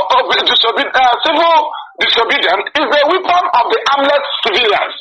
Hence, you are holding gun, you are violence, you have no business with civil disobedience. It is not your track. You are out of track. You do not mention referendum because you are out of track. You do not question court order. You do not question disobedience to court order. It is not your track. All those things are political solutions. All those things are legal proceedings. All those things are self-determination. So people should be calculative to know when people are deceiving them. Anybody holding gun cannot lead civil servant in a protest. So if you declare armed struggle and people tell you that somebody holding gun is now giving civilians order to sit at home, then you are now a dictator. It's only armless people that can call them for sit at home. Then if they sit at home, you know that they voluntarily did it. But if you hold gun, you call for sit at home, that is to say you enforce them. And that's why people refuse to go into armed struggle, because we will stop calling for the freedom. We will not be broadcasting because we will all be in the bushes. We cannot be protesting in the world as we protest before the presence of different organizations and international communities and government in the world. If you declare armed struggle, you cannot protest to them because your protest should be with a gun, because your protest, your voice should be the sound of your weapons. And that is what we are bringing to the knowledge of our people, that they must understand that violence is not needed in our land. And this place must be protected. The need for Nnamdi Kanu's freedom. Our people should know that all we need is within Nnamdi Kanu in detention. That is the punishment from God. If you abandon him, you are gone as a people. Because the good road is with him there. He's the one who called for second Niger bridge. Are you aware? Good school is is with him there. That is a punishment. God will converted everything in him. If you abandon him, you'll be abandoned. If you fight for him, those things will reach you. It's very, very important. Before now, we have never got a security outfit that have no connection with the government of Nigeria. Independent security that have no dealing with politics. That is ESM. And they are anti-terrorism vigilantes. They do not operate in the communities. And these people are our boundaries to see that your place is safe. When we did some location yesterday, they said there is no cow meat because Nama, the cow people had sacked from that area. Do you understand? I was happy. They don't even know how I was happy. They didn't use it. They didn't go for it. They say it's no longer here. Nobody kills it around here. Nobody talk about it. They have forgotten it. They say they are pursuing Nama people, cow people since. A very good development. These are efforts of men, and this thing came from Nnamdi Kanu. So the seaport, you need it now. Within okay, do you know Nnamdi Kanu detention gave birth to the strength of P2B? Don't you know that his detention gave birth to P2B? Are you not aware? That's why people supported P2B because they thought his freedom will intimidate Biafra struggle and his presidency will stop Nnamdi Kanu. So these things you are seeing is because of Nnamdi Kanu. Even Nigerians are benefiting from it. His efforts. So you should know that that is related to Nnamdi Kanu as a Biafran, you need him out. Whether you are anybody, whether you are a freedom fighter, you need him out. Mazi, I'll be stopping here. Thank you. Mazi one ịgbalị ala etologo nọ nwanne ndị ọnwa Chineke, you don't wonderfully well. Thank you. I still move to my brother. We're still rolling. Lochukwu Ahagi, Mazi Lochukwu Ahagi, 2 and 3 together, okay? Then we go for our last one and conclude. Okay. There we. The next topic is Mazi Nnamdi Kanu's freedom and the need for Biafra land to remain calm. Then the third one, the need for Biafrans to continue the campaign for the freedom of Mazi Nnamdi Kanu. So I'm going to take the first one first. You know, the event of these 2 years has been orchestrated by the operators. They wanted to use this event to confuse us. The plan of the operators was if they will replace Mazi Nnamdi Kanu and then crash IPOB. Because they use, I normally say it all the time, they try as much as they can to use everything IPOB is doing and use it against IPOB. Every tool of IPOB will be used in a negative way in order to crash IPOB.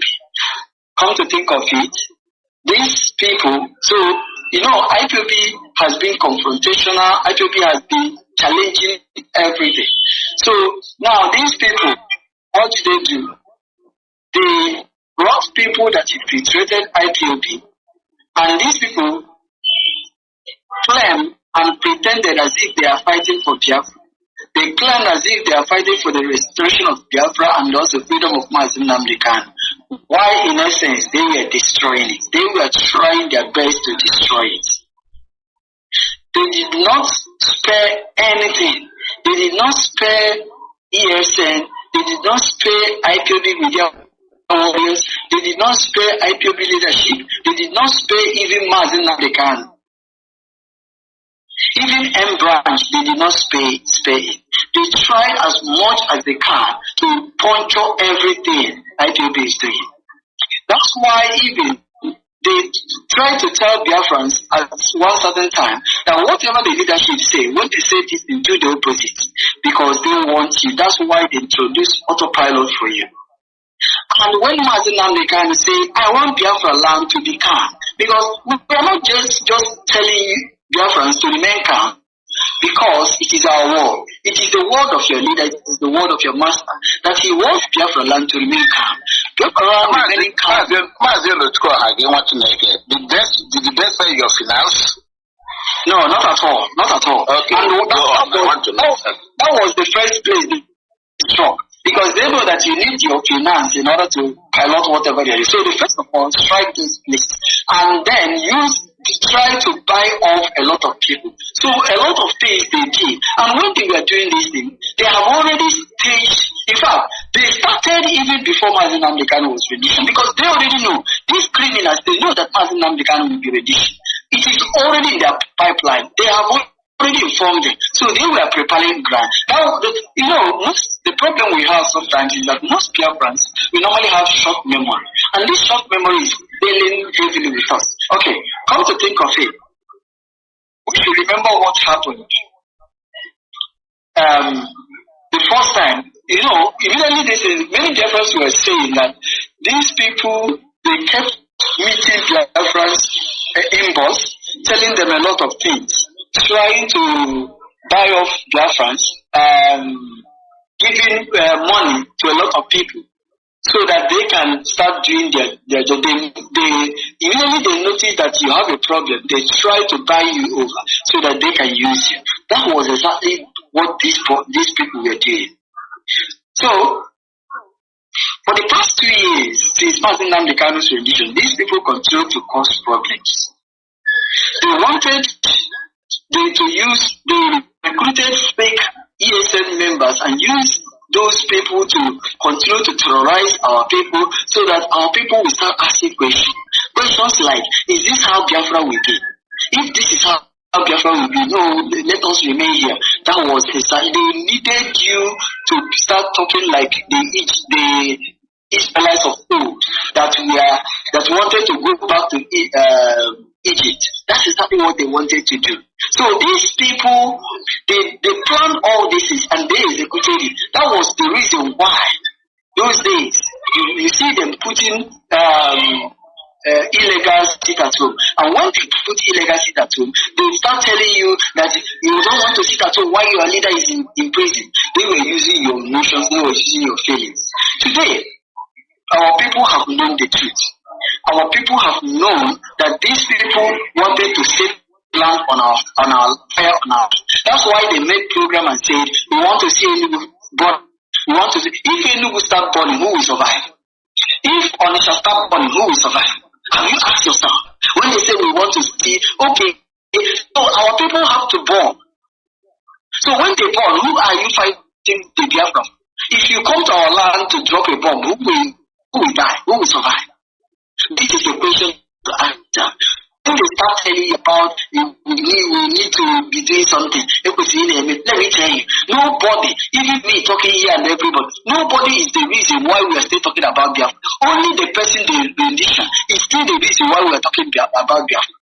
Because he is the person, the rendition, he is the person we are campaigning for. Who is the person we are here? He is the person suffering even in jail. You are in those of us that are married are with their wife, begging our wives.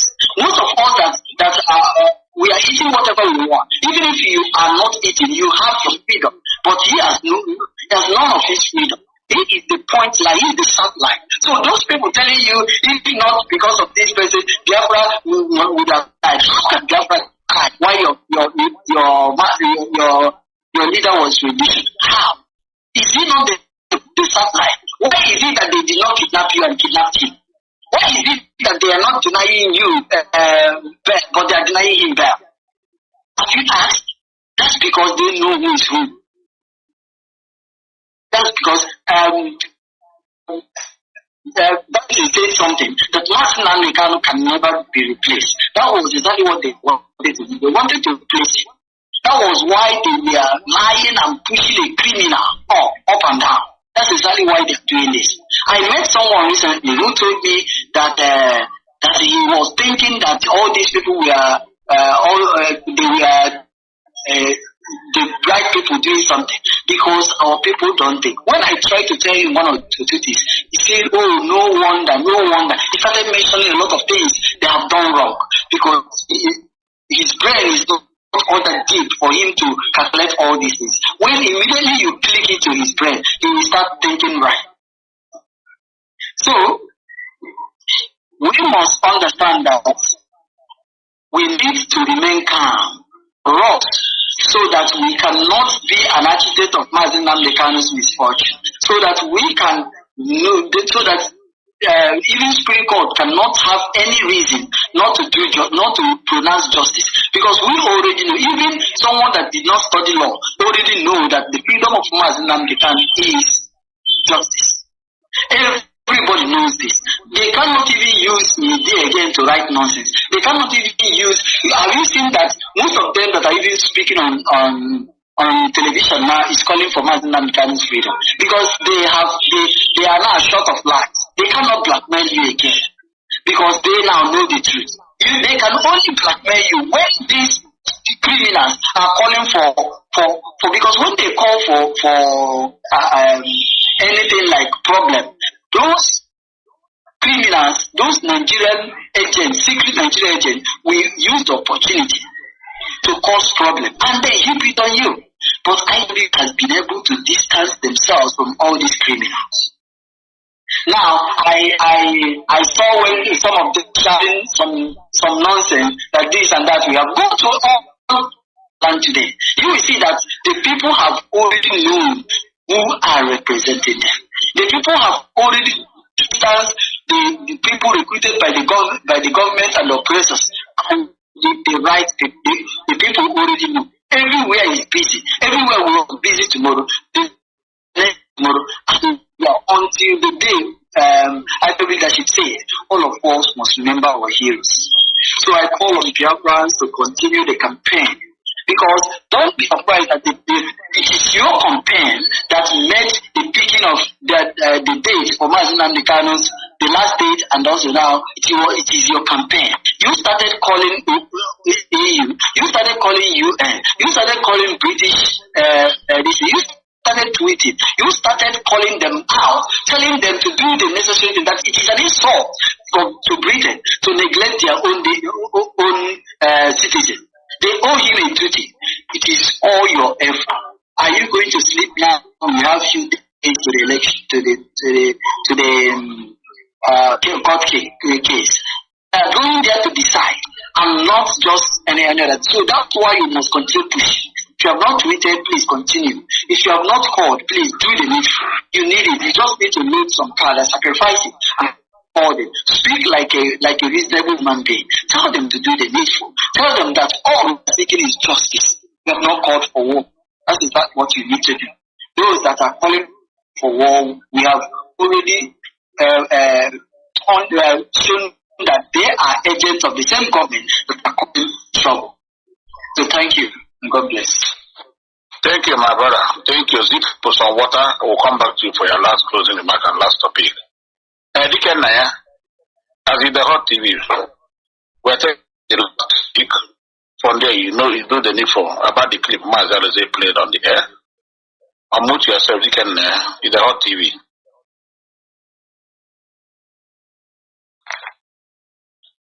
Are you there? Maybe if you are not there, okay, I go to Madam Chu. Fearless evangelist. Okay. Yeah, comes up. Take the last topic, and the clip Mazi play today about how the Yorubas are flying are ganging up, killing our people. Since 3 days, maybe they have hit 3 people. Ebuzega na Okada Yola, Anyaka. On outside, people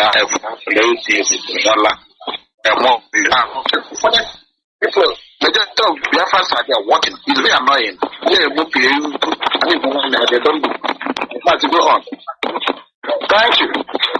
So that the first thing, let me just read it before I do. Our parents. Yes, our parents. Some parents, of what their children are being taught in school, because this is running that come in different ways, and the war is fought in different ways too. Freedom is in different ways. We are setting them head on. Yeah. Thank you. You know, the wrong teachings we get in school, mostly they always try to use NYSC members. You know, some of the people they send here, they brought some wrong teachings. Like you said, some of these things are not being written on book. They don't write it on a side book. Just teach some of them so that it will be in your memory. They will not allow you to write it down. But what IPOB is bringing up here on the radio is that we should be mindful of what our children are being taught in school. Let us not just relax, because that's how Ahmadu Bello came to in 1804, when he came as a teacher to Gorbe, because we have to brothers keep our what they to have our assignment. 4 o'clock and see how minutes. Let us give you time to speak. Then there you go. Okay, thank you. Thank you to come up, please, my beloved. Okay, Mazi, thank you for. Say the last topic and stay back. Okay. So the last topic said they need some parents to be mindful of what their children being taught in schools. This topic is very important because I don't know whether we have asked ourselves why most of people born and brought up in Lagos are always live. Many of them speak a lot of grammar. Many of them, some of them, they don't wish to be called Igbo. When you call, no, I'm a location. I don't know what this. I have tried to understand what caused this type of mentality. Now, how is it that somebody that the Yoruba place you're living, they understand their culture, they dress like their own people, they do everything they're supposed to do, they even wear their clothes and also speak their mother tongue, they do everything, but you yourself, you want to belong, you want to feel like you're just even make them to be that big person, even though they living in the Yoruba land. You don't care. We have to start, our parents should start trying to know what exactly they are teaching their children, especially those that are not in the land. They have to understand this, they have to know all these things. They have to. Because even those that are not Biafra land, because our people, so we have to understand that we are important in many places. Because most of them that are yet to understand that freedom is the best thing that can happen to us. Even they continue to push, change their mindset from when they were small to for them to hate evil.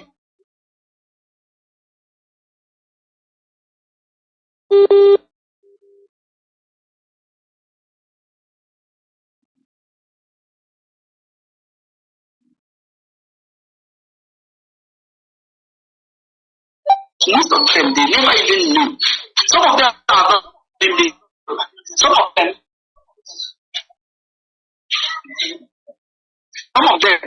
might not even they have not touched their pushing. They will continue to say ill of our society. They continue to say a lot of things about Igbo land. While Igbo land is the place of their birth, while Igbo land is their ancestry. So this thing starts from day one. Remember, in those days, we remember that they don't say anything that will show that they are Igbo. Most people, that's why these people deny that they are Igbo. They are not proud to be called an Igbo man. Go to Asaba and see some of them messing up. Go to a lot of places that think everybody is begging anybody to be Igbo.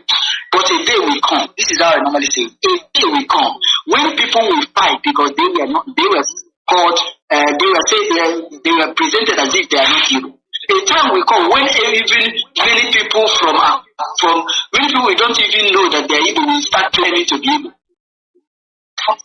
That day is coming. I won't say that a day will come when even politicians will start wearing Biafran bangle in order to win an election. That day is coming. Today, most of them will have seen what happened in this election. Another time will come. Some of them have to say we believe in Biafra, we believe in Mazi Nnamdi in order to elect. But we will know his rule that time. We will know his rule. So you have to look into what they are teaching kids. Because what they are teaching you is what makes you an original person and what makes you an slave. It is what you hear. They say faith comes from there. If what you are hearing is the ways of stupid people, you become stupid, you become foolish. But if you are hearing the way of wise people. That's why in that Radio Biafra have made them whites. Do you know why they are saying those things? Because Mazi Nnamdi Kanu have stayed in Radio Biafra for a lot of years, and he has been there teaching people how to use common sense. He will tell you to come with your pen and paper. You know how to learn how to reason. Now we are able to reason. Now the politicians cannot fool us easily. Now we can even hold all their campaign in their radio stations. They have the money. We don't have the money to publish our things. We don't have the money for them to drive them in order to push our articles. No, but we are doing it ourselves because they say it's Ugweze. I need to work on and you call mommy on their own. That's why we are beating them. That's why we are calling on anybody. If you are still sleeping, now you have known. Most of you that went to sleep, you must have known. If your eye did not tell you what the truth, you must have known the truth now. Come out. Start preaching the real thing. Start educating even your children. You can re-educate them. You can be teaching them one or two things in your dinner. Tell them one or two things, what they need to know. And when you have educated them, it will be difficult for them to be destroyed. Thank you, Mazi. And I use this opportunity to call on our people to continue tweeting. I also use this opportunity to thank everybody. And I say rest in peace to Ostrom Man Page. He was here with us some time ago. He was here just like we are preaching today. He said that he will continue to come here and preach as far as the strength is there. And he did the needful that day. Today he is no more. And I believe when the history of this struggle will be written, most of people like Osterman, his name will appear on people that did the needful for Biafra. Thank you and God bless you. Thank you, brother. See you next week, same time, same station. Let evangelist, unmute yourself and hit it up. Okay, thank you. So let me continue on one of the more reasons why we are calling them to be very, very careful and investigate what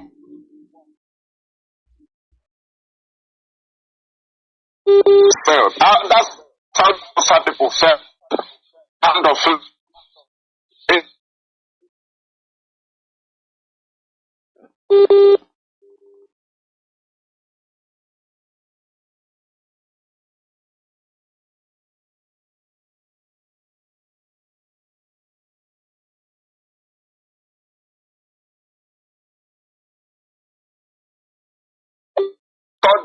Islam to turn against their fathers. And the Ahmadu Bello blackmailed the fathers of the Hausa people, the original Northerners. He blackmailed their leaders, he blackmailed their kings, he blackmailed their fathers and their parents. And they were the people that was used to kill their fathers, as they started seeing their fathers as evil through a teaching by this Ahmadu Bello. And when he killed King Yumfa, because he came 1804, after 4 years, 1808, he killed King Yumfa, Sariki of Golbe, and changed Golbe to Sokoto. And he now crowned himself Sultan of Sokoto. And that is what we are telling our people, because that's how they came to our land. Now you are a minority. Do you know that the Bibi and the Igbo is not the same? That's what they were writing. They told the Igbo hate themselves. Hey, Northerners hate themselves. That is one of the reasons we are telling you to study what they are telling you, what they are teaching your children, because they told you Northerners love themselves. But Nigeria is 63 years now. And the Northerners have ruled for 43 years now. And they are the people that will give you the highest number of beggars, poverty, the people that are going through different deadly diseases, people that are, where you see highest number of illiterates, where you see people that have no hope of next month. The lepers are cleaning labor. Yeah. Now I ask them, if the Northerners love themselves, as you claim, how come one of their presidents, Babangida, Al-Salami Abubakar, Gowano, Buhari, and all of them, Shagari, why is it that they fight poverty. They didn't fight illiteracy. They didn't fight deadly disease. They didn't fight all these things. But they love themselves. So that is the love you need.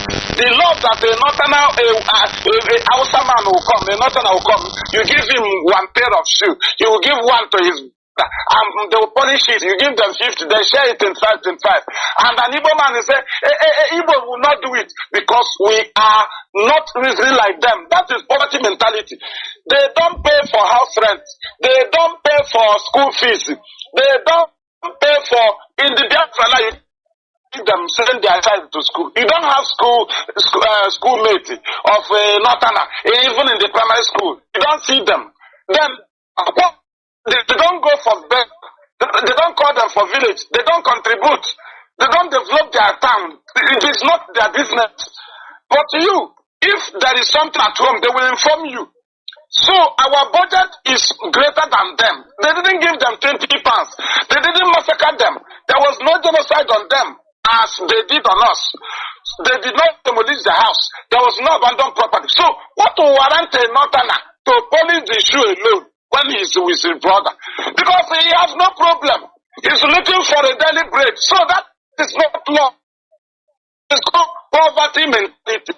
The love there is to sack poverty, sack alamajiri, all these things. Didn't do it. But the Igbos, they turn your brain and say they hate themselves. And the people, they give 20 pounds. If you go to the market where we are the importer, we are the distributor, we are the wholesaler, we are the retail, we are the consumer. Then we are even the driver of the vehicle, we are the conductor, we are the offloaders. Then how do you say we don't love ourselves? Is it about 20 pounds? We mind our pockets. So everybody in his pocket before you receive from us, you must meet us with strong reason.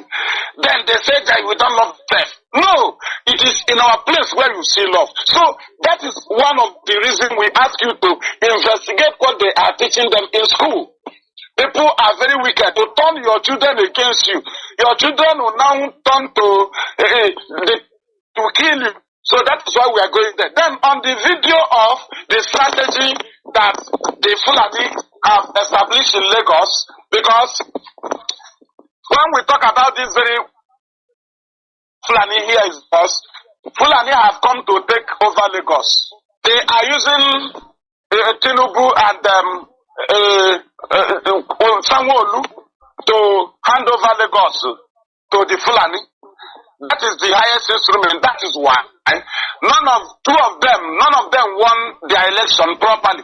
So as for that, it has become a threatening point of Fulani that if Tinubu refuses to sign what they want him to sign about Yoruba land, then he will lose the case in the court. So because of the case in court with PDP, threatening is going on. Tinubu to be signing many things to the Fulani. The same way to Sanwo-Olu, he was rigged in.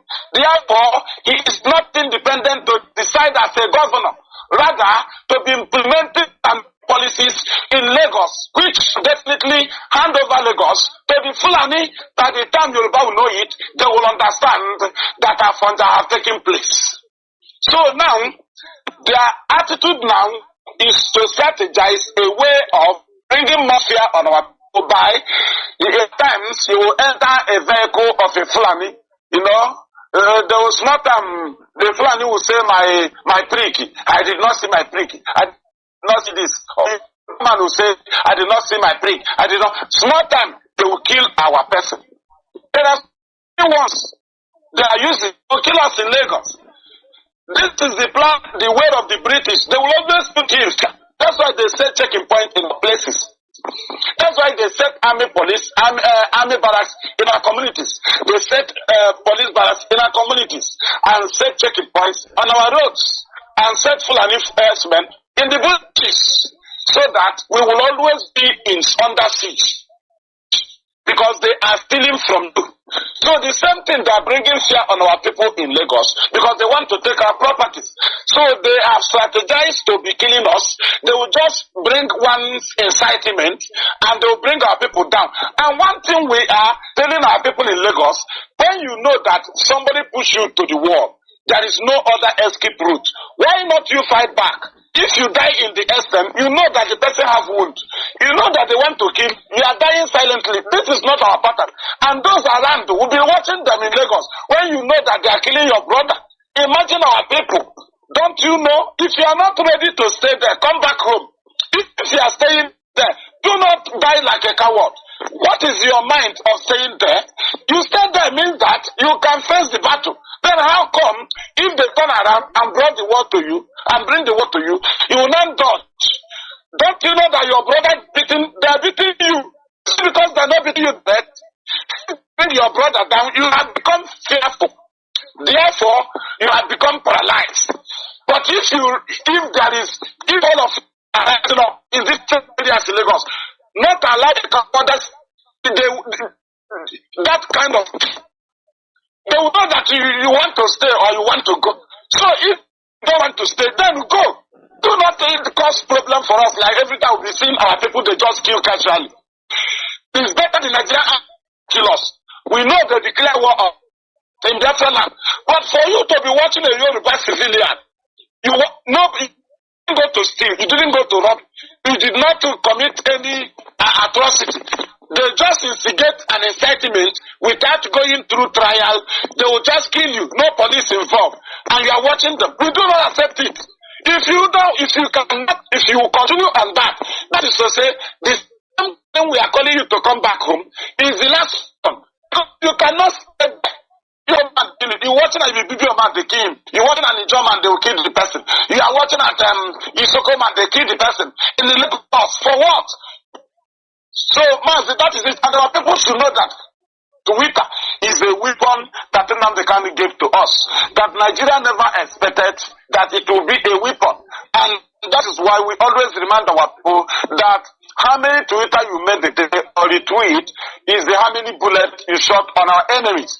Some of you don't understand the importance of this retweet, that it is a direct message to a source or a government or an individual which you can never, or you have not come to the level of meeting them, or that time have not come. But you will approach them directly through Twitter. And that is why we always call on you that you are there and you know how it happened. Then complain it to the world through your Twitter handle. It will reach them. Retweet our Twitter expert tweets. That's what our leader said. Because when you retweet, it will keep reflecting on the notification of the handler. So what we are telling you is obey that order. Do not be listening to people that is it what we are doing? The same thing they told you about picture. Change your picture to the picture of Nnamdi so that his picture will be everywhere as usual. We used to do it because we are in the battle, we know how to fight under self-determination. They told you, no, is it the picture that the else gave to us? Later, they started using another person's picture to do their profile picture. To tell you their mindset is to hide the picture of Nnamdi and replace it with a picture of a criminal. And that is why we are telling you that what we ask, they tell you to do from the leadership is part of the things our leaders set on table for them. There are standing things that we don't overlook.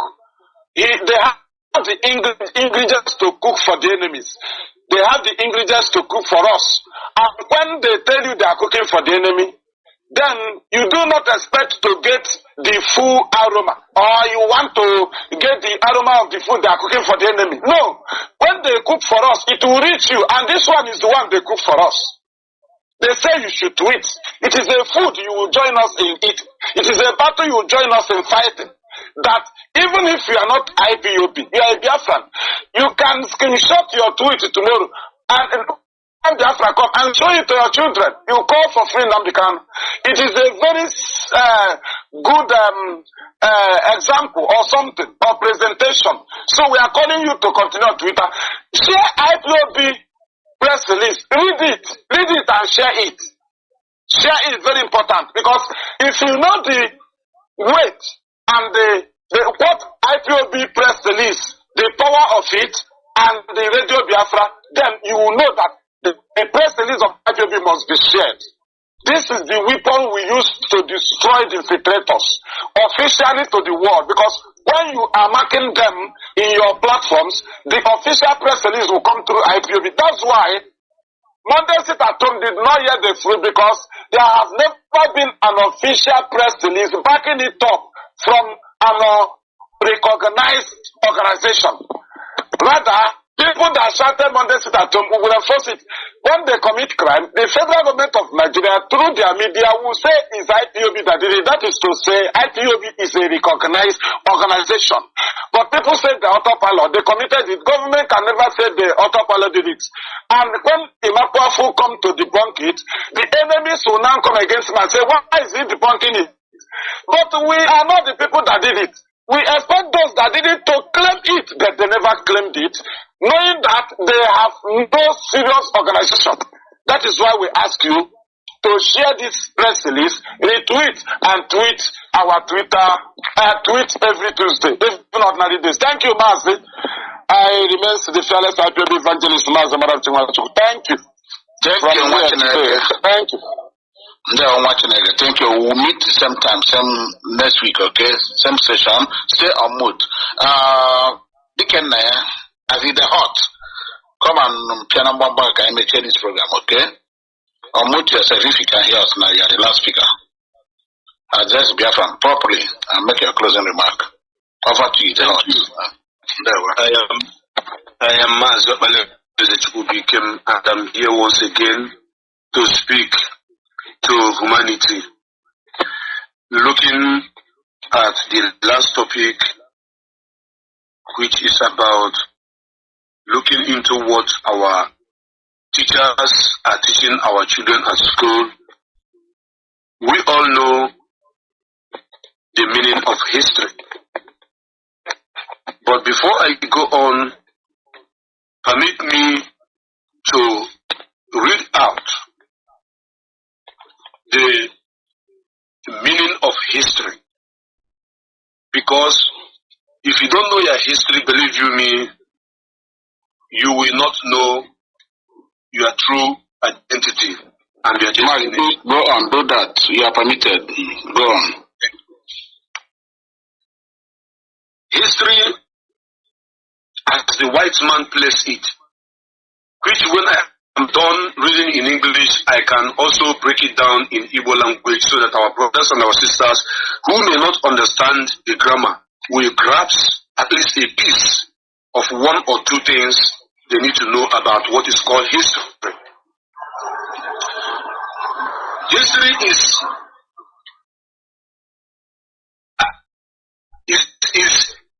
inquiry, knowledge acquired by investigations. Inquiry, knowledge acquired by investigation. I repeat, inquiry, knowledge acquired by investigation. It is the systematic study and documentations of human activities. The time period of event before the invention of writing system in considered history.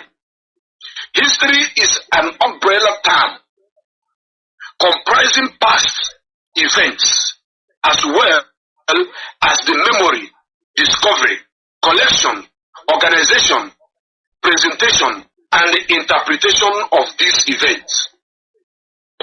Now, history is also an academic discipline which uses narratives to describe, examine, question, and analyze past events and investigate their patterns of cause and effect. Now, I want to break it down because we are indigenous people of Biafra. Even though some of us may not be PhD holders, but there is something that Chukwu Kabema gave us in quantum. That is wisdom, amamife. The need for our people, our teachers, our brothers and sisters to teach our children the right thing to know is because of all the affirmation point from the side of history. Example, if Mazi Nnamdi Kanu did not study contemporary history in the high institutions, he will not find out about the events that are past. He will not find out the truth behind who we were before of Europeans. He will not find out the truth about what our fathers have established before the coming of the Western world, and bring it out to us, because Mazi Nnamdi Kanu mix 70% of historical facts and figures with 30% of preach about our freedom.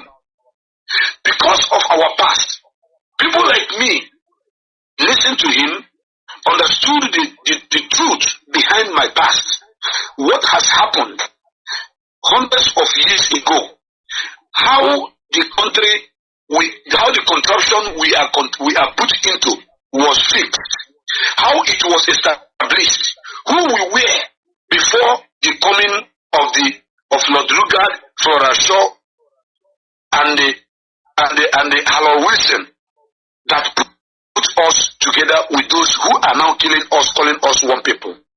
It is because of the past event, the historical fact that has been recorded somewhere by the historians, that I'm able to know that I am not supposed to be called a Nigerian. So I am trying to explain this to our people who are teachers in various schools in Biafra land, to look into what they are teaching our children, because it's going to help them to have a brighter future, to have a knowledge of what they are supposed to do and what they are going to see in the nearest future. Example, if our people do not understand that Biafra have existed 5,000 years ago, if our people do not understand the meaning of Biafra, if our people do not understand the meaning of freedom, believe you me, if Mazi Nnamdi Kanu did not come to tell us all those things because we do not understand it, nobody will listen to him. Because when he tell us, we go and do research and find out what everything he was saying was correct. And that is part of history, the past event, what has happened. Now look at the history of United Kingdom. This is a United Kingdom. These are different states that came together and call themselves united. Look at America. The United Kingdom, the Wales, the England, all they have different governments. They have different laws. They have different constitutions. They have different colors of flags. It is the history that made us to understand all these things. And for this, people from these places knew that they have their rights as a Welsh to practice what the people of Wales did. The thing that united them together is that currency, their immigration laws, and one or two things again, and their military. But believe you me, it's just in school to their children to know that they are just united as a nation. But when you come into their compartment, they are different. They are the people of different distinctions, and they are practicing their culture and their tradition, differently. So in our own case, our fathers and our mothers, our teachers should begin to teach our children about who we are, about our genitors, about those that came before us, what they did, and how our nation was established before now. It is part of life. History is part of life. Now, when you look at the Northerners, I want to thank Mazi Madabushi for touching part of it, but I want to digress a little bit more. When you look at the North, the only history they are teaching them is only derived from the Quran. They are not teaching the history that is going to help them, their children, to stand up to question their leaders. Out of 70 years of Nigeria being a country as it was constituted, history is not teaching them that their own forefathers have ruled over and over more than every other person from the region. from other regions. They don't know about this. Now, why did their father rule more than other people, but their children are suffering more? It's because they want to hold their children in captivity blindly. They do not want their children to know the truth. That is the reason why they are able to use their religion to manipulate them. They will tell them to go and fight, to go and do this. They will be doing it because they didn't teach them the true history that back up who they are. That we explain to their children that the people that are called Fulani came from Futajelom Mountain. That the people that call Fulani are only about 6 something million in number. The people that call Fulani, that their progenitor called Uthman Danfodio came actually as a teacher, invaded a palace, killed the king who was in the palace, and enthroned himself into the palace as the emir. History is not allowed to teach them that there is nothing like emir in the northern part of this part of the, or in the Hausa land before the coming of the Fulanis. That it is after the Fulanis came that they enthroned themselves as emirs. As is then, there is no Hausa man that have ascended onto that throne of leadership as their emir or as their king, as the case may be. In our own case, we understand that if Nigeria has history in their own curriculum to teach us that before 1967, this is what has happened. Before 1945, this is what has happened. Before 1914, this is what has happened. This is who we were. Believe you me, as we are growing up, we don't need any gun or any bullet. We don't need any radio station to teach us or to tell us what to do or what not to do. What we need to do is to follow up that event of the past. What we need to do is to go and look at the way that God created our forefathers and the knowledge, the wisdom that He gave to them. We will tap from it, knowing fully well that this is who we are. But you know what they did? They hide all these things. That is why they remove history in the curriculum of Nigeria education system. And that is why you will see somebody from a place called Anioma claiming that his name is Sunday or Gojuku Olise, but he is not Igbo. And there is what we call Mpolu in Igbo language. Mpolu is Kandesi Aso. If a man from a boy come now and speak, I may not hear everything he is saying, but at the end of the day, I will grasp a little bit of what he's saying. He is Mpolu. A man from Monsuka, if he says something, there are things I will not understand. This is called Mpolu. And because of this, the language we speak may be different, but our culture, our shared common value system is one. So history is there to teach us, to let us know that our brother from Asaba, from Oyeseluku, from Ila, from all these places that are called Delta today are the same blood with us. The history is supposed to teach us that when you go to Imo State, there is a place called Eboma. When you go to Delta State, the same people who are called Eboma in Imo State were divided into a Delta State and called Eboma. The same thing in River State. These are the part of the things that our teachers should understand that history is supposed to do in our lives.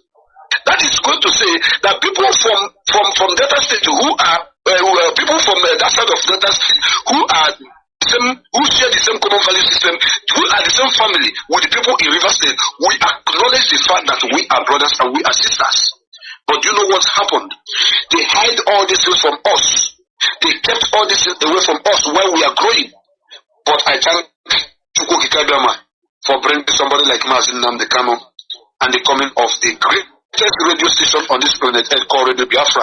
Because on this platform, we learn, and we do what? We give out what we have and we take from you because of historical fact and figures. Our brothers and our sisters from that side of the world who bears name Chukwuma, Chukwebuka, or God, Chukwu, it is the outdated history that was the little one that was taught them that made them to say they are not Igbo. If proper historical fact and figures was given to them, some of them will not come out to tell you that they are not Igbo. That is why our people in the different area were taught that they are not the same thing with us. But ask them what is the name of their community. Umukuta, Umuibo, Umuka, Umukozo. After the war, they change it to Rumu. My brothers and my sisters that are listening to the sound of my voice this moment, I want you all to know that what you give to your children is what they will bring back to you when they grow up. What you teach to your children is what they are going to bring back to you when they are growing. If you teach your children that they are not supposed to, that they are poor and they cannot make it in life, they will begin to think towards that direction. But when you teach them that their progenitors were wealthy, they do this, they do that to come, to overcome some certain situations that during the time of rainy season, we farm, we plant, we do this. During the time of dry season, we harvest, they will grow up with that ideology, with that mentality, to do what, to follow up with that history of what their forefathers have done. What we are talking about today is about what we teach our children. Stop telling them the story that will make them feel reluctant about their future, or the story that will make them docile. This is the fact that we cannot deny from our people. When you look at what is happening in the cycle of government in Nigeria today, you will understand that so many of our so-called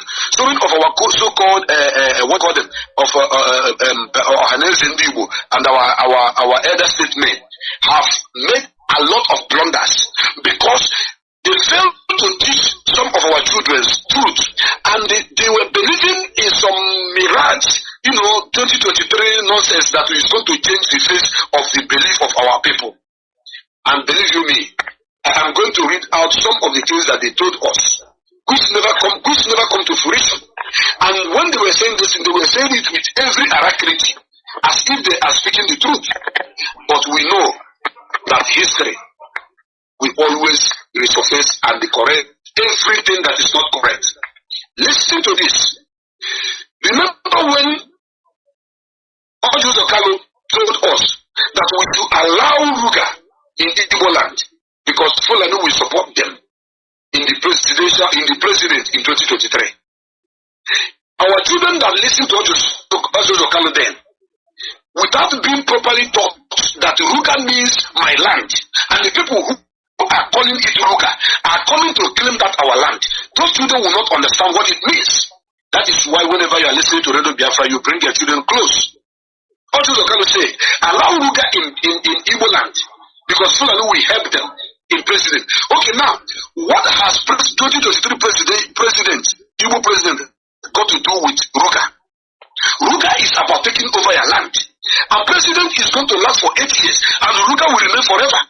And Ruga is all about when they take over your land, they will put their emir, put their seriki before 2, 3, 4, 5 years. They begin to kill you out of your land because they don't have any land in this place they call a country called Nigeria. They all came to take over. This is why somebody like Devuma, he told us, he said, IPOB should be proscribed. Devuma, he said, should be proscribed so that we will gain president in 2023. This is the speech of the man you call Devumahi. And indeed, they proscribed IPOB. Have they gotten the 2023 president? No. Which will only last for 4 years, at worst 8 years. Now, if our children begin to listen to people like Devumahi, they will be saying, if we support these people, if we support these people to proscribe IPOB, that is just to say that in 2023, they will give us president. These children will be wallowing in ignorance. They will not understand that what Umahi is saying is that he is speaking in favor of those that have kept us underdeveloped, those that have been killing us, those that have come to take over our land. But our teachers who are supposed to be educating our people, not only our teachers, our parents also should do the needful. Now, look at the one that is called Nnamdi, the former president of HAUSA-SERVICE General. Nnamdi said something. He said, herdsmen are best. Hello? Yeah, Mazi, conclude because there's a clip I want to play here now. Okay, thank you. Nnamdi said, herdsmen are best and have not killed anyone in the east.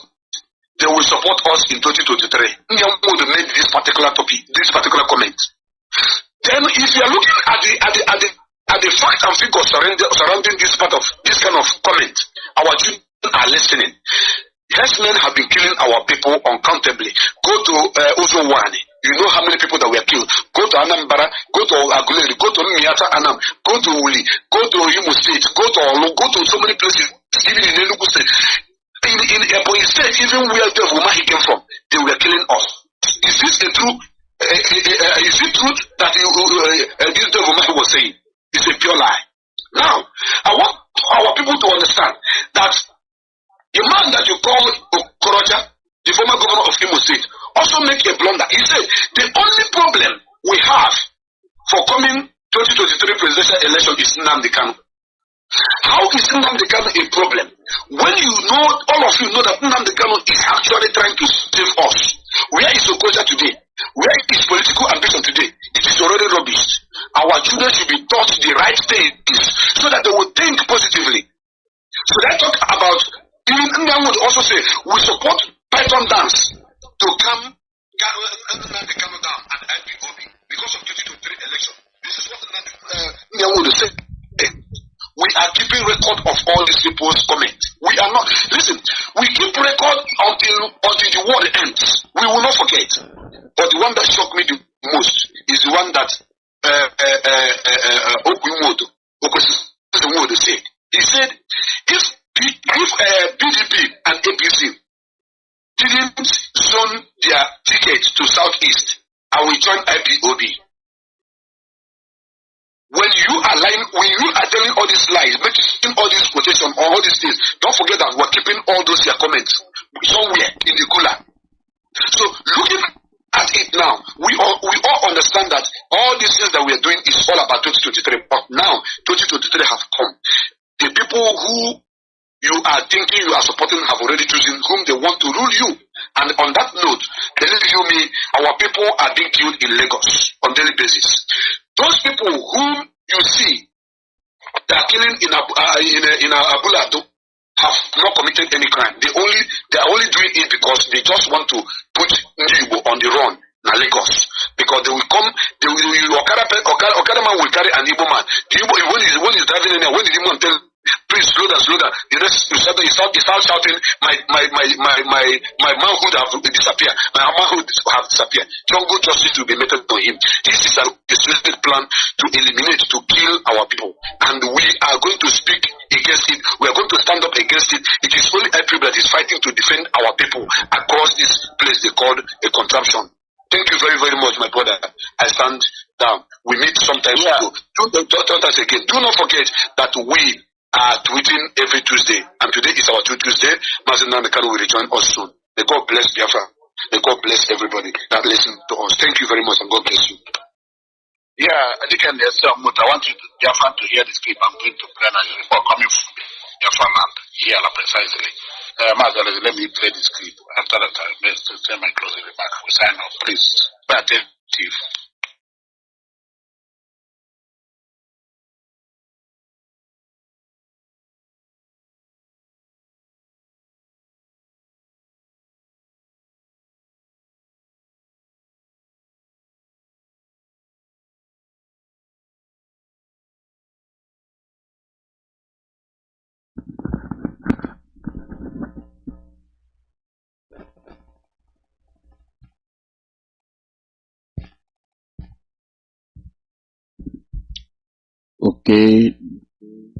Okay, there is silence on your side. Have you done? They can play from your side. I gave it. Okay. I thought you were playing. I thought you were playing it. Okay. Oh yeah, just play. I send it to you. Play it. Play it from your end. It will be more okay there. Please. All right. I just send it to you now, please. I got it. I'll play. Okay. All right. Play. Okay.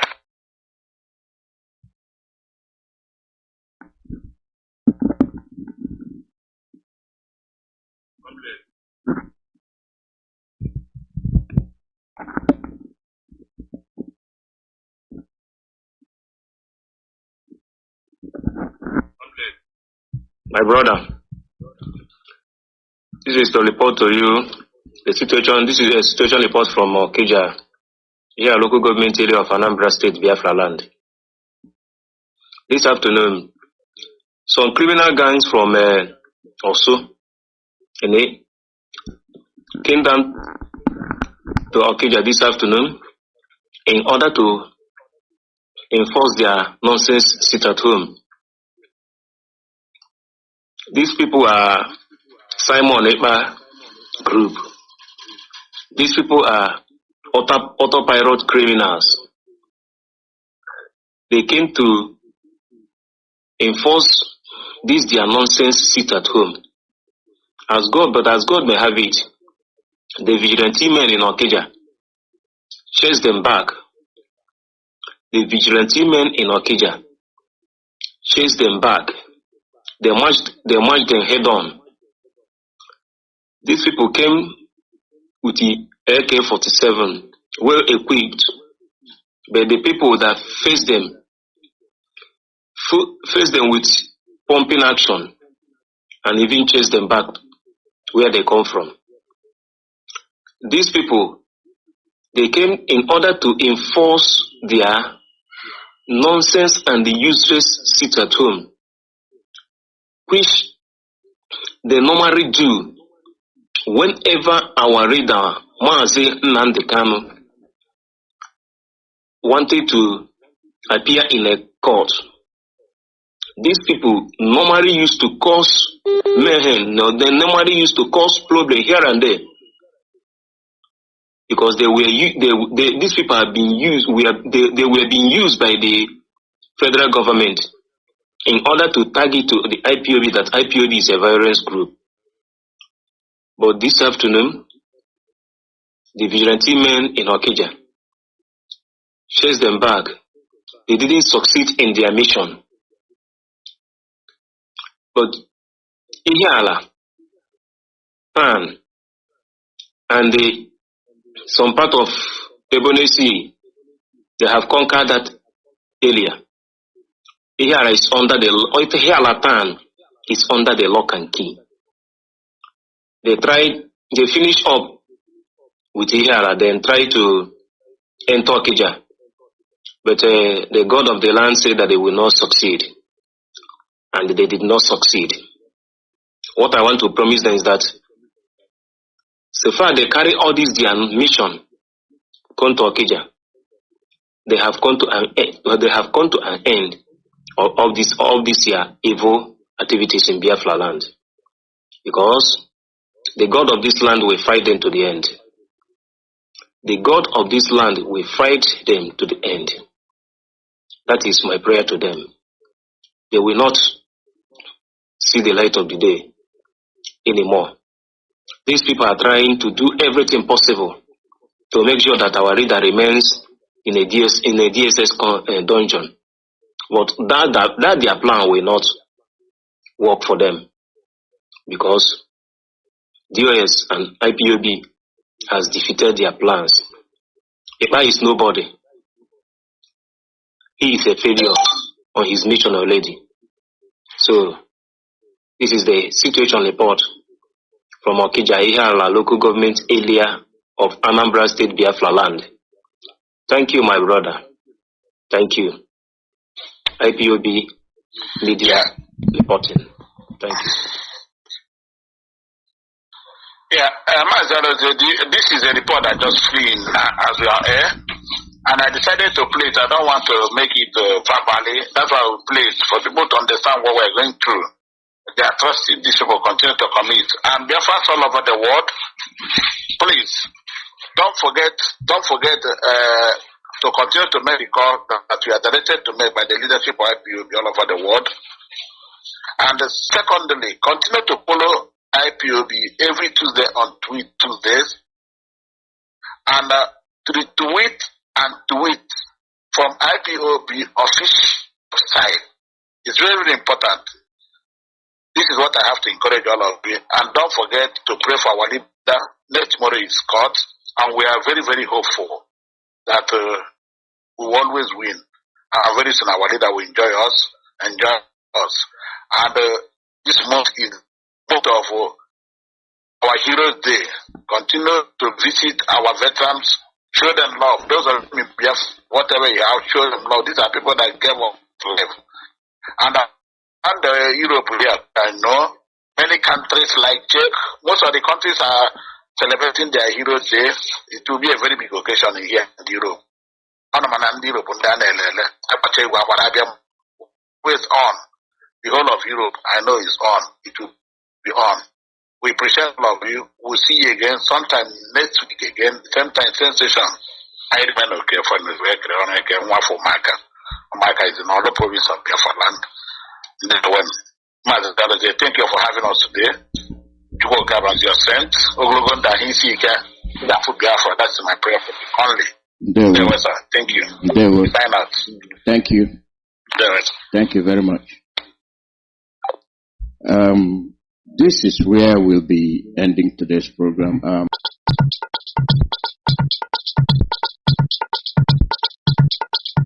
ụmụnne m ndị Biafra, oge eruokwala ọzọ mgbe ndị Izu ga-eji gụọ ọnụọgụgụ n'isi nke ha kpọrọ Census 2023. Unu ahụlanụ na ihe ahụ ejiri ree mbe ihe na okwesịghị ka ọ bụ ihe a zụrụ ya, ha ebidokwala ya ọzọ. Anyị onwe anyị bụ ụmụ Biafra, IPOB, Indigenous People of Biafra Worldwide, n'okpuru onye ndu anyị bụ Mazi Nnamdi Kanu, na-eme ka ụmụ Biafra niile dọrọ aka na ntị na ngụgụ ọnụ nke isi n'isi akpọrọ Census 2023 ga-ebido n'obodo a bụ Naijiria n'oge na-adịghị anya.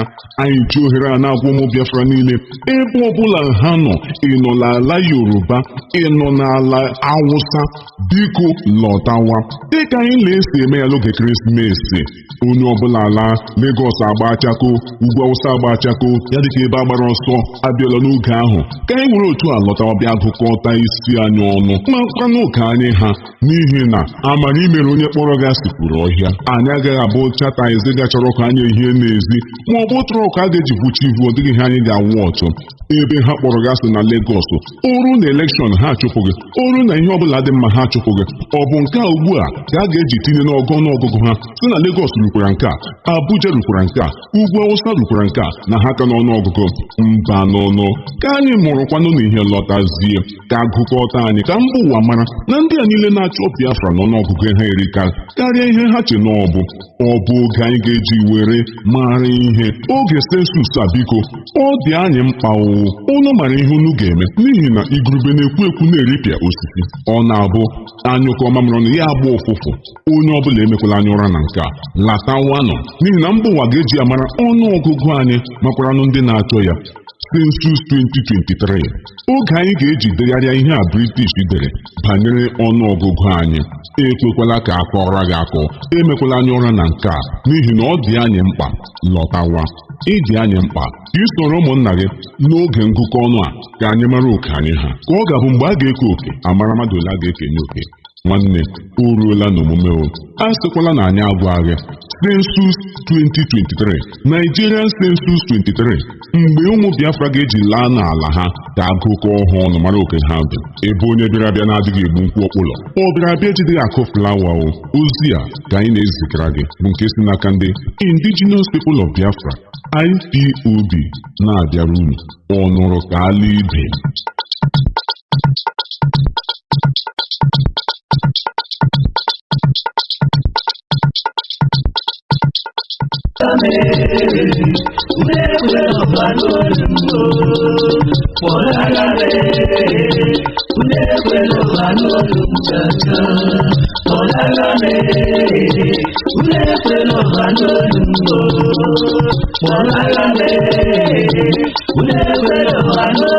Anyị onwe ego otu ezinụlọ bụrụ nnukwu ibu ma ụwa niile gburugburu bụ IPOB, Indigenous People of Biafra, nke Mazi Nnamdi Kanu dị nsọ bụ onye isi ya, ji ohere a na-arịọ ụmụ Igbo tinyere ụmụ Biafra niile si na mpaghara Lagos, ugwu Hausa, Abuja ka ha jisike buru akụ na ụba ha lewe anya ụzọ ụlọ, maka na tọnda ahụ na-agba n'ọkọchị na udu mmiri ọ ga-adị aṅa.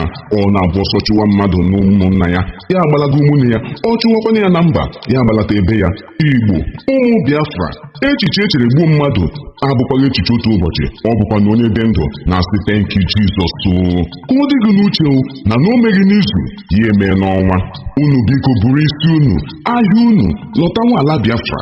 Ala anyị sara mbara, nwee ihe niile zuru oke eji abụ oke mba. Ọ bụrụ na nyenweghị ala, ọchị nna ma ha agaghị achọ nwa ala maka rugebe niile.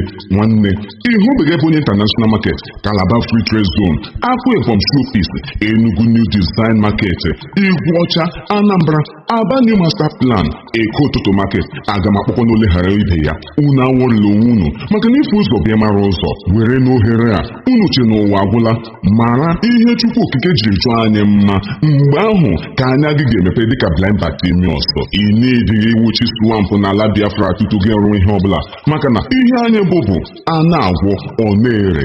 Unu chọgodo iri ihe ọbụla n'akụkụ mmiri ọbụla dị n'ala Biafra, Imo River, azụ mmiri Blue River, Uguta Lake, Ibeno Beach, Urumba Waterfalls, Ogbunike Caves, Ebonyi Salt River na ebe ndị ọzọ.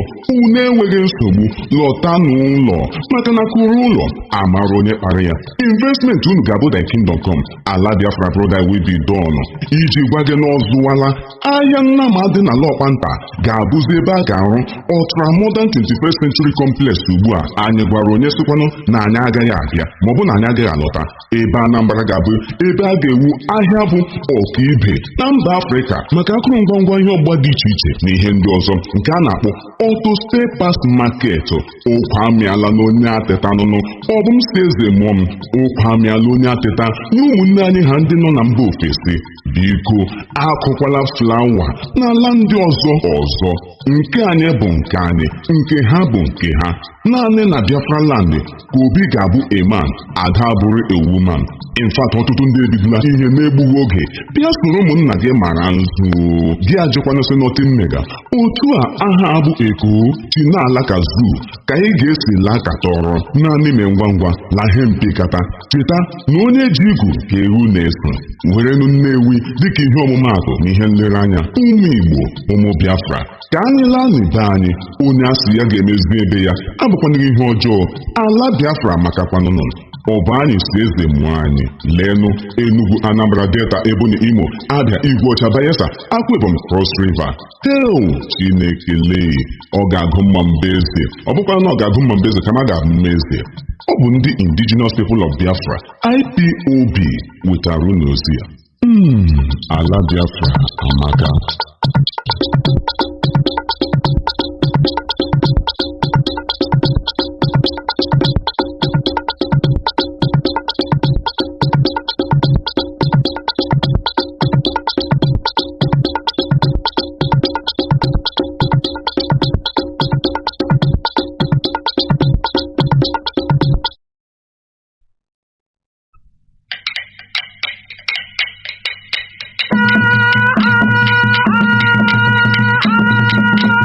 Indigenous People of Biafra, IPOB worldwide, under the leadership of Mazi Nnamdi Kanu, they pass this message to all Biafran where they live for North, West, Central, part of the British country called Nigeria, that the time to think and look homeward with immediate double quick match. Now, just package yourself, family and business with alacrity and hand lily to Biafra land. All this killy destruction of our businesses, livelihood and so on, to the extent of having a new national anthem titled "Go Back to Your Place," without condemnation from any quarters, no be in vain. My people, now test run of their plan and agenda. Every Biafran and the wider zoo must think home now, because if it no happen for Sabado, it go happen for Domingo. If they chase you out of that British company called Nigeria, no just worry. We never reject you, and we know they reject our own. This una case now welcome development as our hands they wide open to receive and welcome una with good heart. In fact, your visit to Ebonyi International Market, Enugu, Owerri, Igwuọcha, Delta, Calabar, Akwa Ibom, Abia, Anambra, Echitam go make you do nothing for the things we go see there for this course with immediate immediate effect without any sacrament. IPOB don't stamp Lokpanta Cattle Market for the building of ultra-modern 21st century trade fair complex. No question about that. Therefore, all cow and Oche cow must vanquish from Lokpanta completely without looking back, while auto spare parts, all located in Lagos, must relocate to Anambra State. My people, Mbato Nobi for the thing we they look for Bermuda Triangle, then Yafunyafu for Wash the River. Biafra land is well blessed and very loaded for anything. Just name it. Therefore, IPOB they appeal to both Biafrans and diaspora to think home and use the opportunity to invest and explore the beauty of our ancestral land, including the hidden beaches, blue rivers, parks, ranches, lakes, caves, as to romance with friendly nature, with fresh status to make your life jolly jolly and your body go do poko. Biafra, land of investment, inventors, agriculture and opportunities. If we no be Biafra land, it no fit be in other land. Time to translate their ingenuity, expertise, talent into reality is now, for the dry bones are rising. As the sun rises, no man can cause. Whom Chukwukike Abiyama has blessed. Biafra, the land of opportunities. We are blessed beyond imagination. Let's build and develop our own. Biafra, my home. This message now from the indigenous people of Biafra, IPOB worldwide, under the leadership and command of Saint Mazi Nnamdi.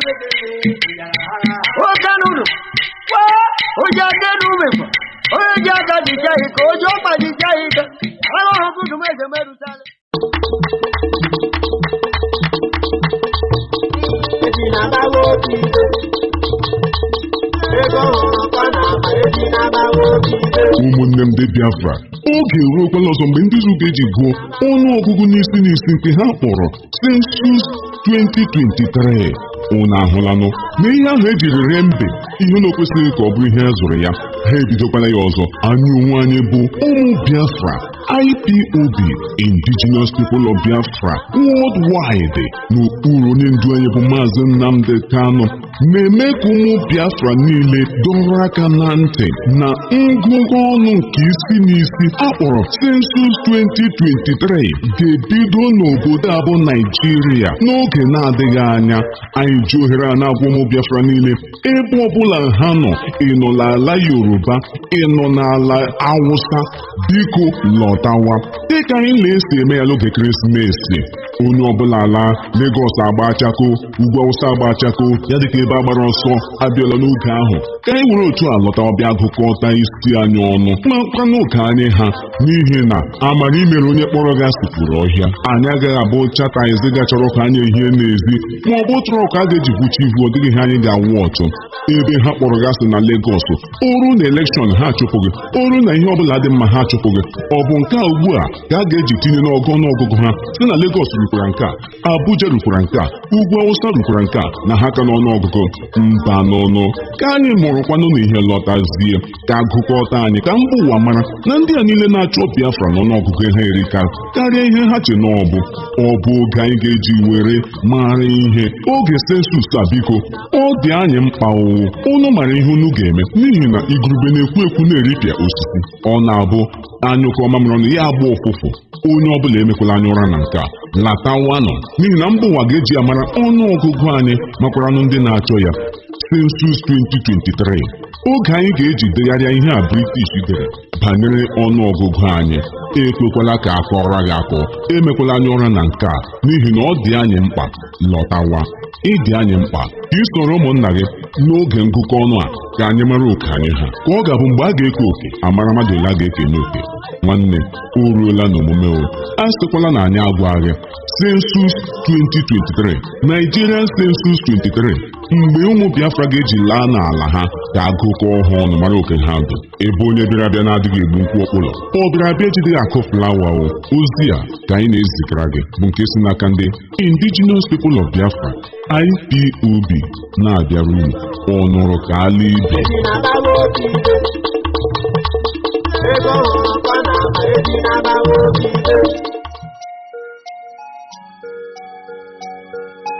Biafra is only asked for Every night and day he's shouting and pointing to one direction.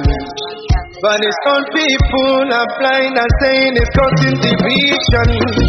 Tell me why? Someone who sacrificed his life for you and I. Tell me why? Out of sight has become out of our mind. He's asking for nothing and cares about not for his people emancipation. No. But there is a breaking news to those who never knew. Permit me to give you a clue in the morning sunrise. Concert bell. Biafrans and lovers of freedom around the world. There will be an all-stars concert tour of Biafra artists coming up soon in Tokyo, Japan. This concert is aimed at spreading the gospel of Biafra to every nook and crannies of the earth. We are bringing the gospel to the streets of Asia, and Tokyo, Japan will be its starting point. We are using this opportunity to appeal to Chineke around the world to lend our music stars a financial helping hand to make this concert tour realizable. To make any donation, please contact Veteran Ike Peter on +18 45 344 7984 or +19 29 40 69 953. You can also contact Mazi Foreign on +39 35 11 37 4478 or +48 57 93 32 439.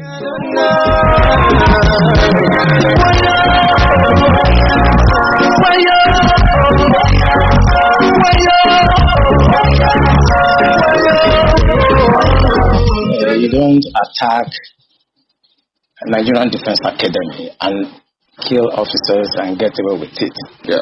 The last time I was in NDA was in 2017. I went to carry out an investigation by the Minister of Defense. I wanted me to check what is going on with the training and the security environment there.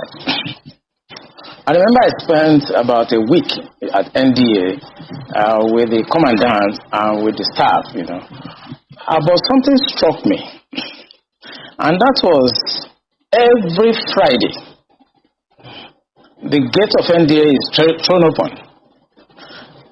And everybody have access to come and pray in the mosque. And I want to actually enjoin journalists to go to all military formations across the country on Friday by 1 o'clock. You are going to see the same thing happening across all military formations, including Naval Training Command Papa, including the division in Ibadan, including NDA, including Jaji. I was in Jaji in 1994 for my junior division. And every Friday, our gate is thrown open. And everybody comes in to pray in our mosque. Even though they have their mosque outside. If you go to Defense Headquarters, I serve at Defense Headquarters as the Deputy Director, Defense Administration between 2015 and 2017. Throughout my 2 years at Defense Headquarters, I received visitors only twice because of the strict security architectures at the Defense Headquarters. But every Friday, the gate of Defense Headquarters is thrown wide open for everybody to come in and do Jumat. That is the time the terrorists have the time to profile our security environment. Has that always been the case? It has always been the case. I've served the military intelligence for the past 35 years. It has always been the case. Our problem is religion and socio-cultural. People will expect me to come here and start talking about kinetics, about operation and so on. I've been an operational commander all my life. I commanded warships, I commanded troops, I commanded men outside Nigeria and so on. But I'm not going to come to your station to discuss kinetics. The problem is not kinetics. In 2017, 2016, I'm always a member of the Security and Intelligence Brief at the Defense Headquarters. I told them, General Lawrence Shakin then, that the challenge we have in this country cannot be solved the same way we solved the problem of Niger Delta. The Niger Delta problem was solved during Yaradua time, basically by me. And I told them that we can't use that same template for Boko Haram. I told General Lawrence Shakin to look at the center of gravity of the problem. And we all came together. I was made a member of the committee, including Atahiru that just died was a member of that committee in 2016-2017. And we came to a conclusion after several arguments. And the arguments were three. To identify the center of gravity of the problem, one group said it is the fighters. The Boko Haram fighters are the center of gravity, so we should go after them. Another group said the center of gravity of Boko Haram is Abubakar Shekau. So if you go after Abubakar Shekau, then the problem of Boko Haram will be solved. I took exception to the group. I said that is not the center of gravity of the problem of Boko Haram insurgency that we were having between that 2012 and 2017. And General Shakin asked me, Olami, why are you giving problem? What is the problem? Give us the answer. And I told General Shakin, if I tell you the answer, you are not going to be able to solve the problem. He said, what is the problem? I said, the center of gravity of Boko Haram and insurgency in Nigeria are the sponsors of that program. It was beyond us. Because the job we need to do is kinetics. Fight, destroy places, resolve issues. Yeah. But we cannot resolve issue of sponsors of Boko Haram that were in Buhari's government, that we know them. When you say we, who? I was in the military intelligence. Okay. And the defense headquarters staff that I work with, they know. And that was why we couldn't pursue that aspect that will have resolved that problem. Because you need to arrest people. And recently, 400 people were gathered as sponsors of Boko Haram. Why is it that Buhari government has refused to try them? So the government knows sponsors of Boko Haram? Of course, it's in the news. In April this year, the government said they have arrested 400 Bureau de Change related people that were sponsoring Boko Haram. They told us. And Abu Dhabi also helped us to arrest few Nigerians, try them, we know them. Why can't this government, if not that they are partisan and they are actually part of the charade that is going on, why can't they bring those people out for trial? So the Bureau de Change operates on the one hand, but you particularly said people in government. Are those part of the Bureau de Change, or those people that you say are in government are still there, government is aware, and government is condoning them? The people I mentioned that are in government are not these ones they just arrested. You remember this Boko Haram issue started since 2012. Yeah. And I was in the military intelligence that time. We arrested those people. It is my organization that actually conducts interrogation and interview. And they mention names. I mean, I can't come on the air and start mentioning names of people that are presently in government now that I know. Presently in government. That the boys that we arrested mentioned. Some of them are governors now. Some of them are in the Senate. Some of them are in Asu Rock. Why should a government try to cause this kind of embarrassment and insecurity to the sense of what happened yesterday? And the solution I gave them in 2017, because when I identified the center of gravity for General Shakin, and they couldn't pursue it, because some of them were ministers. And what I'm saying now, the Department of State Services are listening to me. They know them. Yeah, so the solution I gave them was that if we can't pursue the policy strategic level, because the people that we need to talk to are also, going to be difficult to deal with. I said what they should do now is to conduct two things. We should buy blimps. The blimps are not UAVs. They are not drones. Blimps are equipment that can fly up to 10,000 feet, 30,000 feet, static if you want, mobile if you want, and they carry a lot of payload. We saw them in Afghanistan. We saw them in Kenya. This will be something that can give us real-time intelligence, and we can know where these bandits or terrorists, where they emanate from, when they finish operations that they've done, where they go back to. Okay. Well, they did not buy this equipment up to. Okay, you said quite a number of things. Let's pick up on some of them and see if we could make some, if we could shed some further light on some of them. Since 2012, I mean, you've been in operation, as you said, ever since that time. You questioned several people. And some people were identified at that time. Did the government at that time try any of them? Or were any of them also in government at the time?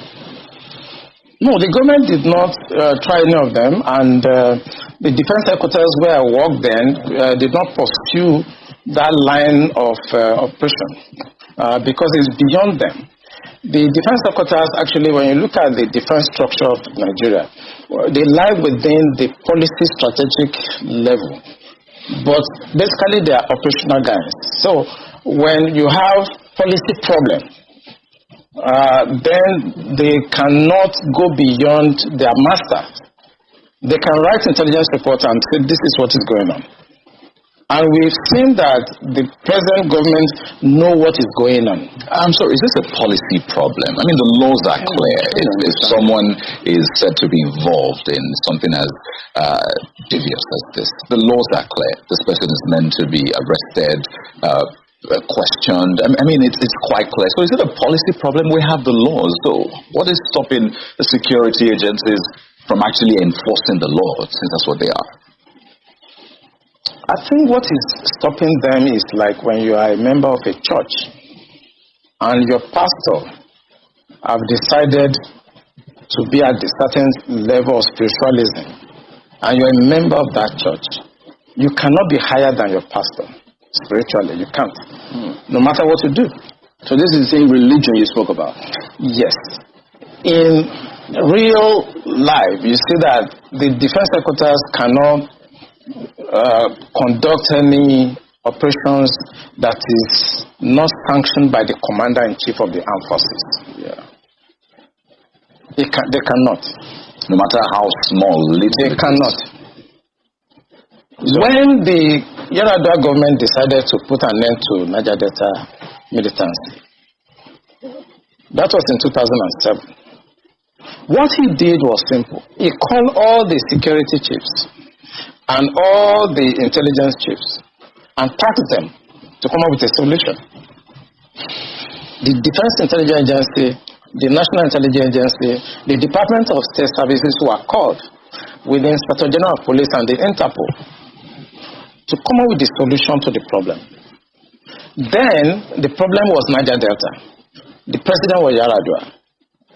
He was dispassionate. He wanted to solve the problem. Within 6 months, we solved the problem. I remember I have to go to Angola to go and bring Herioka, and nobody in Nigeria knew what we did. All we know is that since 27, 28 that we conducted our operation under Yar'Adua, Niger Delta issue has remained manageable. This government does not want to resolve this problem. They are escalating it because of tribal and religious sentiments. So when you say this government does not want to resolve it, don't forget the same government has purchased, in fact they're going to induct the Super Kanu jet because of, the insecurity situation. They have, the president has had to change guards, as it were, as a result of people's clamor. I imagine if that was not in the thinking, why would you go that length to make some of the, some of the pronouncements, the meetings that have happened, the purchase, the change of guard and the rest. Why would they do all that if they don't want to sort this? Because that is not the solution. What you just mentioned is not the solution. When you have a problem at policy level, strategic level, operational level, when you have a problem, what you need to do is to identify the center of gravity of that problem and attack it. That's what you do. What they are doing is not attacking the center of gravity of the problem of Boko Haram and insurgency. So if the president is buying super to Kanu, is changing service chiefs, that is not the solution. This government does not want to resolve it. Don't forget, the same government has purchased. In fact, they're going to induct the super to Kanu jet. Because you have a problem at policy level, strategic level, operational level. When you have a problem, what you need to do is to identify the center of gravity of that problem and attack it. That's what you do. What they are doing is not attacking the center of gravity of the problem of Boko Haram and insurgency. So if the president is buying super to Kanu, is changing service chiefs, that is not the solution. We are looking at the wrong side. It's not kinetic. It's politics. Are you ruling out kinetic altogether? I can't rule out kinetic because it's a spectrum. It's a spectrum, so you can't rule out something. But the center of gravity is what they should look at. And what is it? I'm saying it on this channel. It is the sponsor of Boko Haram and bandits. I'm thinking about the sponsors. When you say the DSS, and they could be listening to you, but so they profile. Part of their responsibility to profile all of these persons before they either vie for elections or before, they are nominated for any of these positions. Doesn't that happen? Don't they get intel and say, look, this and this is what we found, and then we don't think that this should proceed further? Doesn't that happen? It does. When I worked with the DSS in 2007, because when Yar'Adua approved the operational order that we did, we now have to work together as a team. He actually forced all of us to sit down together and work together. I was surprised at the tremendous amount of information had by DSS. I was shocked. We in DI, I was in Defense Intelligence Agency, and when they were forced to bring out the files, I was shocked. They have so much information at DSS presently as I'm talking about what I'm talking about. They have. But you see, if a fish is going to get spoiled, it's going to start getting spoiled from the head. The DSS will not do anything except the Commander-in-Chief's body language shows that this is the direction I want to go. That is where the problem is. The DSS has tremendous information. By the time 2023 is here and somebody take over and wants to undo some of this evil that I've seen in this country, you'll be surprised names that the DSS will bring out. They have the information. There's nothing I'm going to say here that they don't have. The defense headquarters have the solution for the kinetic aspect. They do. I'm not going to come here to advise them. I work with them and they're still there. The chief of naval staff was in the intelligence with me. We were together in Defense Intelligence Agency. That's Vice Admiral Gambo. I know these people are good. They know what to do. It's not that they have problems. It has to do with politics. The sponsors, people that feel that this country should be Islamized. Assuming but not conceding that, that all of this is the case. So what is the end game? Because I imagine as a strategist, that's what you think about. So these things are happening. What is the end game? So why will this be allowed to fester? For what purpose? The end game for them, because normally when you want to look at this type of challenges, what you do is that you go through what we call the intelligence circle. Okay? When you do the processing and you do the analysis before dissemination point, you discover that the end game for them is to just turn this country into like a Taliban type of country. And it's a mindset. And anything goes. In other words, 10% casualties, 20% casualties allowed in trying to achieve the end game of Islamizing this country. That's for the terrorists, the bandits. It's not for the terrorists and the bandits, for the sponsors. Because I told you, and I will repeat on this channel, the sponsors of Boko Haram and the bandits are the problems. And defense headquarters, the army headquarters, the naval headquarters, the air force cannot do anything about that. Buhari has to do something about that. The Interpol has the list of those people that are sponsoring Boko Haram. I work with Interpol. They should ask, if they don't know, they should ask. The government of Dubai, they have the list of those people. During the trial of those people that were caught, names were mentioned. They have the list. The government also told us that they've arrested 400 sponsors of Boko Haram. Why should the government not try those people and bring peace and harmony and safety to this nation? Why won't the government do that? Those people that are going to harass cadets and officers in NDA, they live around the place. I know NDA very well. I was in Jaji, I was in NDA as young officers, and I know the area very well. They live around the place. So why can't you put up a blimp that can see what they are doing real time and eliminate them? Why won't you do that? In fact, there were more details saying that she is right. It's not about ransom. They just want to pass a message. We can come in. We can do what we need to do. And there are some hardliners in this government that are sponsoring this kind of narratives. They just want to show that they can Islamize this country. They think about Taliban. They think about the Mujahideen. And they want to replicate it in this country. And they don't care what happened. They simply don't care. As long as at the end of the day, there's Sharia and there is whatever thing they have in their head and they want to achieve. So these people that are sending messages are sponsored by Nigerians. Sorry if I could follow up on that quickly. Please go ahead. This part of what you just spoke about now, the security agencies gleaned this from those who they arrested over time. This is the intention. Absolutely. The intention of is on the internet. So it's not even about the people we interrogated.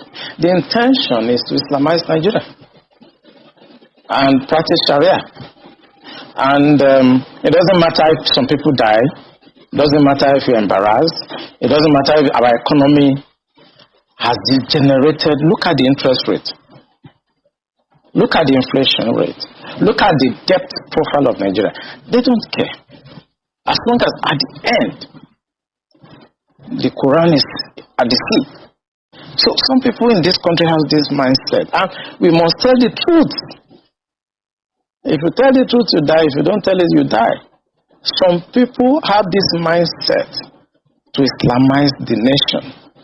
And they are in the government. And people know them. The DSS know them. The NIA know them. The DIA knows them because it is the DIA that conducted the operations that arrested these sponsors. So they know them. Why is the government, the general area of Afaka, where the NDA is cited, is no stranger to this sort of attacks. Before now, I mean, a few other institutions around the Defense Academy have also been attacked. Talking about the Institute of Agriculture and Forestry, Mechanized Division, something to that effect. I can't remember the exact name of the institution now, but we do know that they have been around this area. Now, I'm looking at the front page of Daily Trust newspapers, and they have this: why NDA security was compromised. And the first writer says, bandits leave peacefully. Peacefully is in parenthesis, near academy. There have been questions before now that sometimes, this happened in Jos, around Rukuba, that, there were attacks happening in the neighboring area, and that the military institutions did nothing. The same thing happened when there were attacks on the airport, residential area in Kaduna. That was very close to the Defense Academy. They did nothing. They attacked the forestry school in Kaduna. They did nothing. Now they have finally come for them. But the talk is that these people have been there all along. They never went anywhere. The bandits who perpetrated this attack have been there all along. Does the military really need, if this is something that is of concern to the security agencies, because it was only a matter of time from what it was seen that we're reading that these attacks were going to happen, did they really need to wait this long before they took action against people they knew were a security threat to not just them, but also the people around their environment? Yeah, Mape, I may also shock you that some cadets have been abducted before now. And when they took these cadets away, and they demanded for ransom, as low as 400,000 naira at that time, the cadets were released after the ransom were paid. And the cadet told them that where they took them to, that they could hear the parade going on in NDA, that they were not taken far away from NDA, that every morning they hear the parade and the programs going on in NDA while they were in the camp of the terrorists. You are right. These people live around NDA. It's about social-cultural issue. As long as you're a Muslim and you speak Fufude or Hausa, you can do whatever you like and fraternize with the military and go in and out of the barracks. You are saying that the attack did not happen on Friday. Of course, it will not happen on Friday, but they have enough time to carry out surveillance. They have enough time to have insiders that will work with them. The problem is that journalists should go around our military institution this Friday and carry their cameras and see the decadence, the security breach that goes on every Friday in all military institutions across Nigeria, and tell the Minister of Defense to put a stop to that. The defense institutions, they are sacred. They are not where people can come on Friday, open the gate because they want to come and do Jumat. The truth is that on Sundays, we don't have such, invasion of our premises by Christians to come and pray or to come and do whatever on Sundays. But for the 35 years I spent in the military intelligence, if you go to Tego Barracks in Apapa, it's the same. The Tego Barracks is where I was trained as an intelligence officer. It's the same. On Friday, they will troop in. They throw it open. It's religion. And because we must think about solution. The Minister of Defense should stop this. They should make pronouncement and stop it. Every Friday, people should go to various mosques around them to pray and maintain the sanctity of our military institutions. That's what I want to know. Our defense secretaries, every Monday, even if you go this Monday coming, you see they are always there to discuss intelligence and security brief. We discuss all topics there, including the issue of Muslims gathering every weekend. All those barriers you see at defense secretaries. And that's why I'm talking to the media. They should go there on Friday. The barrier is no longer there. It's open because it is Jumat. And this is when they come to carry out surveillance. If you look at what happened in Mogadishu Barrack, it was the same. There was the time they went there and blasted the place and killed a lot of people.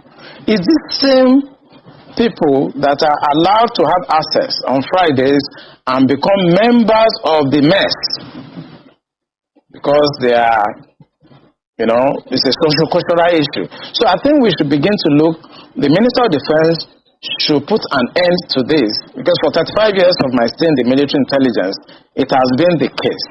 Both naval institutions, Air Force institutions, Army institutions, even the Department of State Services.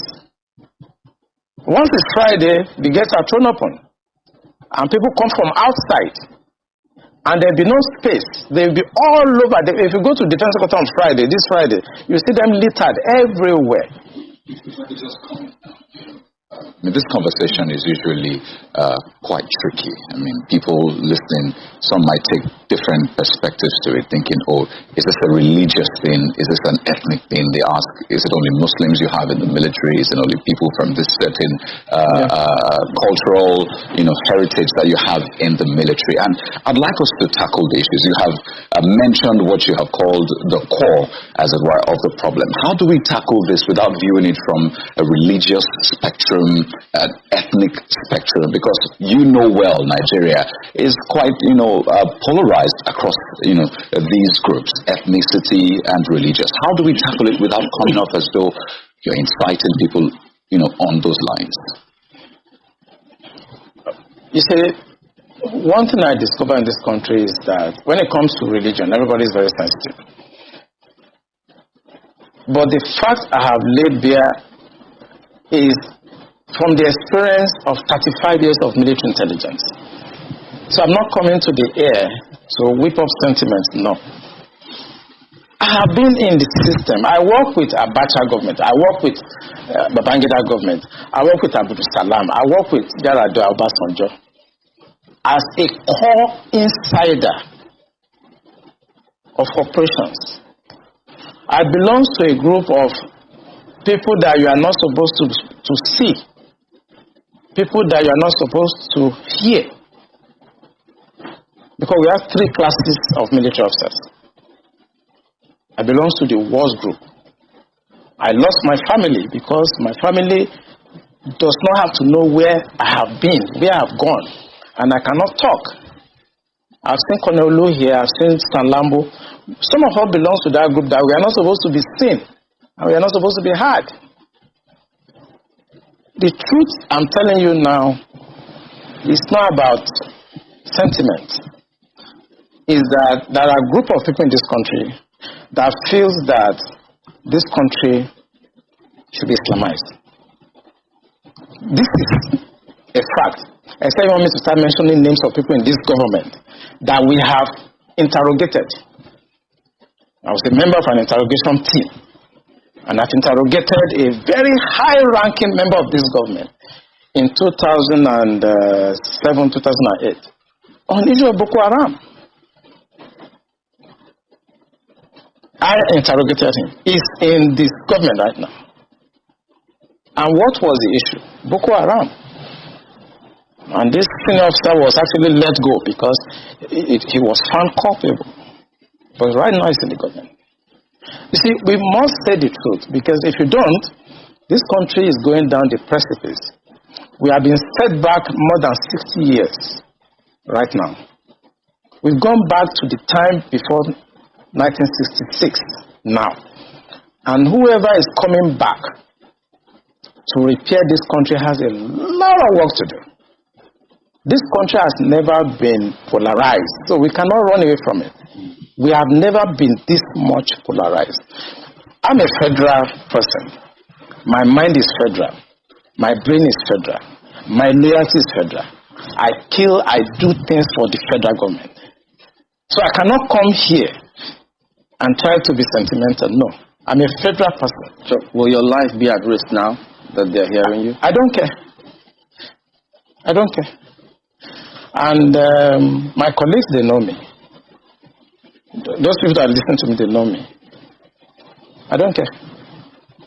The issue is that this country is bigger than an individual. That is the issue. This country is bigger than individuals. Buhari will come and go. Eliminating me or killing me will not solve the problem and will not add value. But he will come and go, and somebody must come and repair the damage to the psyche of this society, the damage to the polarization, to the nepotism that I've never seen in my life. I work with all these presidents. This is the worst situation I've found myself. And believe me, internet does not forget. I was part of the people that helped to bring Buhari to government because I believe in him. Have you worked with the government after that? After you helped bring the government? Oh, of course, I worked with him. We brought him in 2015, and I work as the Deputy Director of Defense Administration. And we have a lot of hope in him. And we actually are ready to do anything for him. What he has turned out over the years is shocking to us. I was in Harvard in 2014, in December, when the Department of State Services and CIA and others were contemplating about Buhari and other aspirants.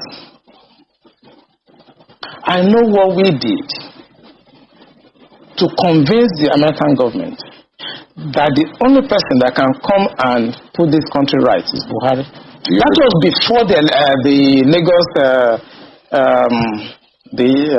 APC, before they chose within. Right. And that was how Chinedu came in. We know what we did, but what he has done in the past 6 years is shocking. It's unprecedented.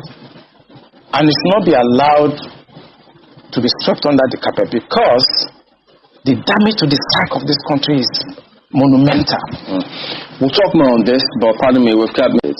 And now you look at the entire procedure, how this attack was carried out. And then they also said that those who were supposed to be manning the CCTV were sleeping at that time. So if you look at all this chain of events, what does that tell you? Yeah, I think, when you come to tactical operations, the most important element for us is surprise. It doesn't matter whether they slept off, whether the people that are supposed to be. At that time, 1 a.m., they know that they can achieve the element of surprise. Even if after 30 minutes of their invasion of that environment, it will take a lot to be able to respond to such an attack. So don't start looking for who to blame or who to... It's just with the view to correct some of these things. Are they supposed to be sleeping in the first place, manning CCTV cameras? For an attack, I've conducted attack in Niger. I've conducted attack in Angola. You see, no matter how fortified an environment is, no matter how foreign it is, if you can achieve the element of surprise, you win. I know NDA very well. I know the security architecture. Even if by that time, 1 a.m., they want to respond to that, I know the process. The weapons are in the armory. You need to go and open the armory and start signing. The bandits is not going to allow that to happen. They continue to fire and continue to follow up. And you cannot respond. In any response, you are going to be caught by bullets. So it's not about what happened at 1 a.m. Gentlemen, it's about what has been happening for the past 2 years, 3 years, where these people have been having access, unfettered access to NDA. And they carry out their surveillance, and they know the right time to strike. It's about 2-3 years back. It's not about now. So anybody that wants to investigate this issue should not look at now.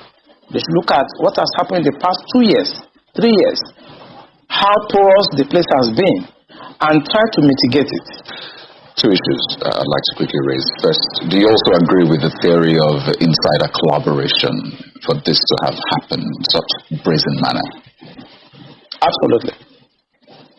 Absolutely. There's no, we do operations like this too.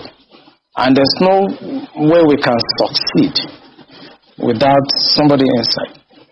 We must compromise somebody inside, either through blackmail or through incentives. Maybe we give money, or we blackmail the person, or we try to indoctrinate that person.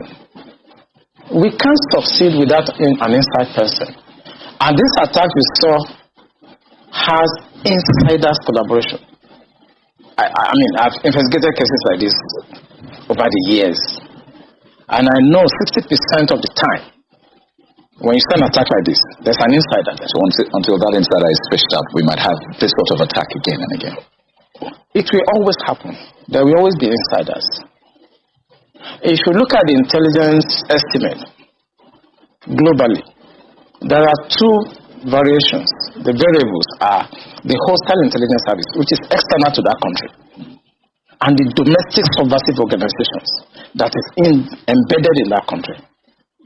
Nothing evil can happen to a nation without the insider within that nation collaborating with the hostile intelligence services that is outside. It will always happen. If I could just raise this other part. In the statement that was put out, the term unknown gunmen was used 3 times, the 3 paragraphs. Unknown gunmen, unknown gunmen, unknown gunmen. Prior to this time, people called them bandits. Some even called them terrorists. But is it instructive for you that it was a term unknown gunmen that was used? It's deliberate. I'm sorry to say that the media is part of our problem. No, I'm talking about the statement from the academy itself, actually. The academy also have to use that word to avoid reprimand from the higher authority. I was the commandant of Defense Intelligence College, and I know that at that time there are things I cannot say. If you term them terrorists, it carries a lot of weight, and you can be reprimanded for that as the commandant of NDA. So he is going to be very careful to keep on using that same term that is safe to use, because there are legal and other implications when you term a group terrorist. But I want to say on this channel that those people are terrorists. And if the government of Buhari is serious about putting an end to what we are seeing, he must pronounce them terrorist organization. Because once he does, it carries a lot of weight. And the reaction of the armed forces where I belonged to before will be completely different. What was the point you were going to make about the media? There is nothing that is going on today that is not actually tainted by the media. And that is why I have to come here and make bold to say what I've said. The media also know 80% of what I've said now, but they will not publish it. They know. I work with journalists. I was Deputy Director of Foreign Liaison at Defense Intelligence. I work with journalists. I was Commandant Defense Intelligence College. I work with journalists. I train journalists in intelligence operations. They know. So why are they not also saying the obvious that will help the security and safety So at that progress of this country. So at that time that you work with the journalists and training them and doing all of that, did you give them permission to publish your name as a source if they were going to go to press with those details? Oh, I did. It was a policy because, you see, when I was made the commandant of Defense Intelligence... No, because you had said that you belonged to a group that was not supposed to have been heard or seen. Yeah, how did you give them permission to publish your name? Yeah, because at that time I was holding a different appointment. I've held a lot of appointments in the military. There are certain appointments I will hold that has no connotation with the intelligence at all. For example, I was the Chief of Staff Logistics Command for the Navy. That appointment has nothing to do with intelligence. I was the defense advisor to Nigeria in France. It has nothing to do with intelligence. So there are times I hold appointments and I have to deal with journalists. And I must tell you, I can mention some of them. Mohammed of NTLs, I trained them because I wanted them to understand that military intelligence is not like a cult. I exposed some aspects. Even though most of the documents are usually top secret and they tell you can't publish or even access the document. No. There are places you process top secret. I mean, if you want to talk about document security, it's a lecture of itself. You have unclassified materials, you have confidential materials, you have secret materials, and you have top secret. There are processes. It's an area of military that you need to do a lot of training. So when we bring journalists in and talk to them, we ensure that they don't see unclassified materials. And it's just for them to understand how the system works. Basically, if you go to Afghanistan, if you go to Iraqi, you see journalists embedded with the military. But it's not the case here. I think I tried to encourage you when I was the commandant that we should allow journalists to have access to some of the things we do so that they can say it as it is. Because when I conducted the operation in 2007 in Angola and I came to Nigeria, what you read in the newspapers, what you hear on television and what you see are completely skewed from what we were doing. So why did they want that to happen here, to embed journalists? I just think it's myopism. We have a lot of illiterates in the government that don't understand that hiding things in this 21st century doesn't work anymore. They try to hide information and they try to protect what they think is corruption to me. That's why they don't allow journalists to actually access some of these things, because this is the most corrupt country in the history of this country right now.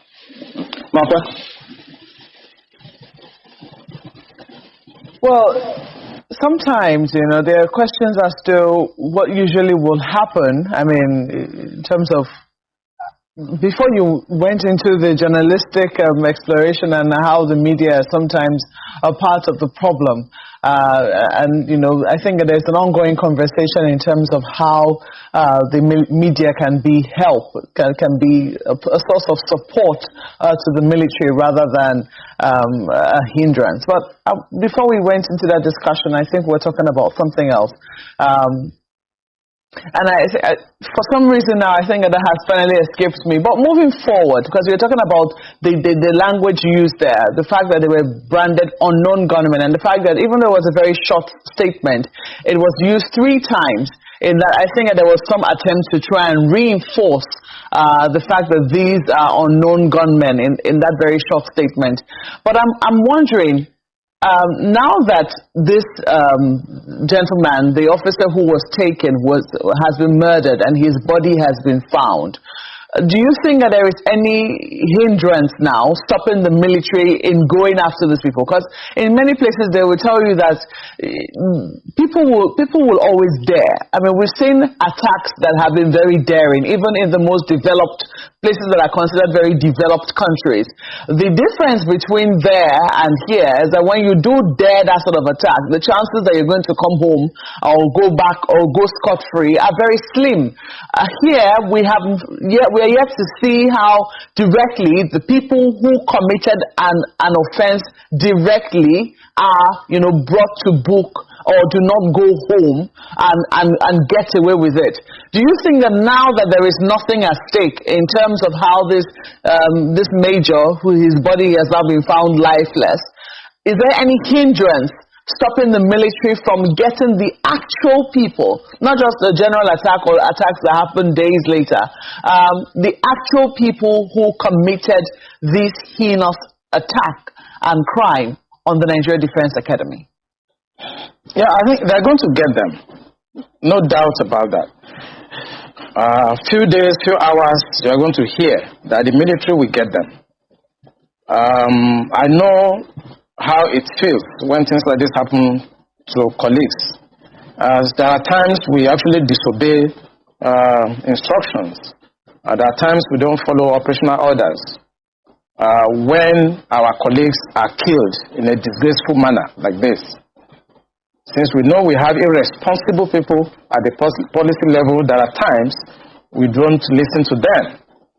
So I can assure you on this station that the military will get them, they will go after them, and they will hunt them down.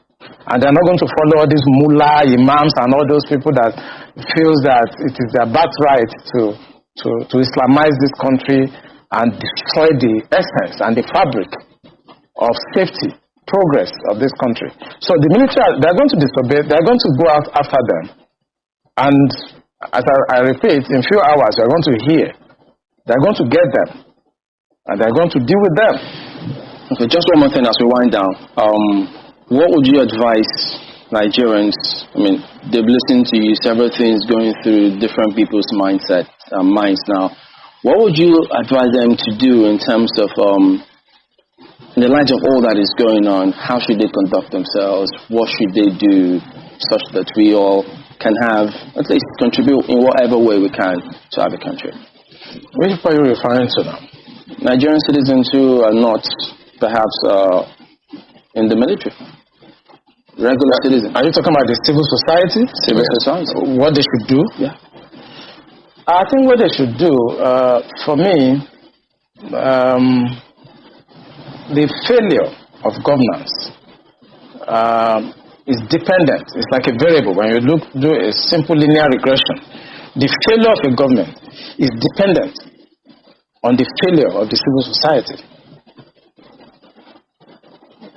So you have two variables: a failed government or irresponsible government, and you now have at the other side. Anybody from today, if we find you in the diaspora aiding or abetting any sector or any group on the ground back home, you will also be in trouble. Because only one source of fundraising is allowed. We are under one command, not multiple commands, only one. If you want to help ESN, contact our sister. Contact the people that will release their telephone numbers. Not every idiot coming out to fundraise for us. We don't want you to. We didn't get to where we are today by fundraising like people who have no direction or sense of purpose. We are IPOB, we do things differently. We must learn, as the Ekumeku taught us. It was Ekumeku that fought the British. Ekumeku, mostly in Ahaba. Today they call it Asaba. Some of the idiots that say, oh, well, we are Nyama Yibo, all those fools. Ekumeku was formed by people from Arojuku, 7 sons from Arojuku, from Izuom mostly. Then went to Anioma when Arojuku fell to go and fight the British. Do you understand that very clearly? Ekumeku was so secretive that the British became frightened. That is the essence and purpose of ESN. We must go back to it. Secrecy is key. Mind you that careless talk costs a lot of lives. You must understand this very, very clearly. You must understand this very, very clearly. Our people need, a black person needs to be able to reason. Sit down and you will be able to reason to understand. If you see ESN at work, keep your mouth shut, Mechiano. Shut up your mouth and don't say anything. It is for a reason. Their own shit can go and see their bandits who are rapists and murderers, and they all keep quiet. All of you, some of you should just keep quiet. And no ill discipline will be tolerated within the ranks of ESN. No ill discipline. If you're asked to sit down somewhere, you sit and you wait. If you don't have onions is coming. You just wait. It's called supplies. You'll be resupplied. Not talking and making stupid people. And I don't want anybody from the diaspora to send not one single dime, not one kobo to anybody anymore. Back home. If you do, we will regard that as subversion. That you are trying to destroy the work that God is doing in our lives. There are a lot of criminals. And we cannot condone such. People making videos claiming they are the war front when they are not. Please stop it. I'm asking you to stop it. But I'm letting everybody to understand we must all protect ESN. Mind what we write, what we say, who we gossip to. Keep your mouth shut. And I am making it very clear, I have not mandated anybody to solicit for funds for ESN. Anybody coming to you asking for funds to support ESN, that person is a rogue, is a thief. If you support them, you are enabling the cause of the danger. Speak about our land, because what you're doing will bring curse upon us. You are in ESN, you must stay there. If you're out, then you're out. Don't let anybody outside know you are part and parcel of ESN. It is very, very important. And our enemies are going to die. That I assure you. That I assure you. And they, of course, they know it. They know how stubborn we are. Do you think they will go free? Even for flying with a helicopter, you think we can allow them to go free? You've got to be joking. Let the whole wide world know Biafra is our home. Oh yeah, Biafra is our home. Allah! Allah!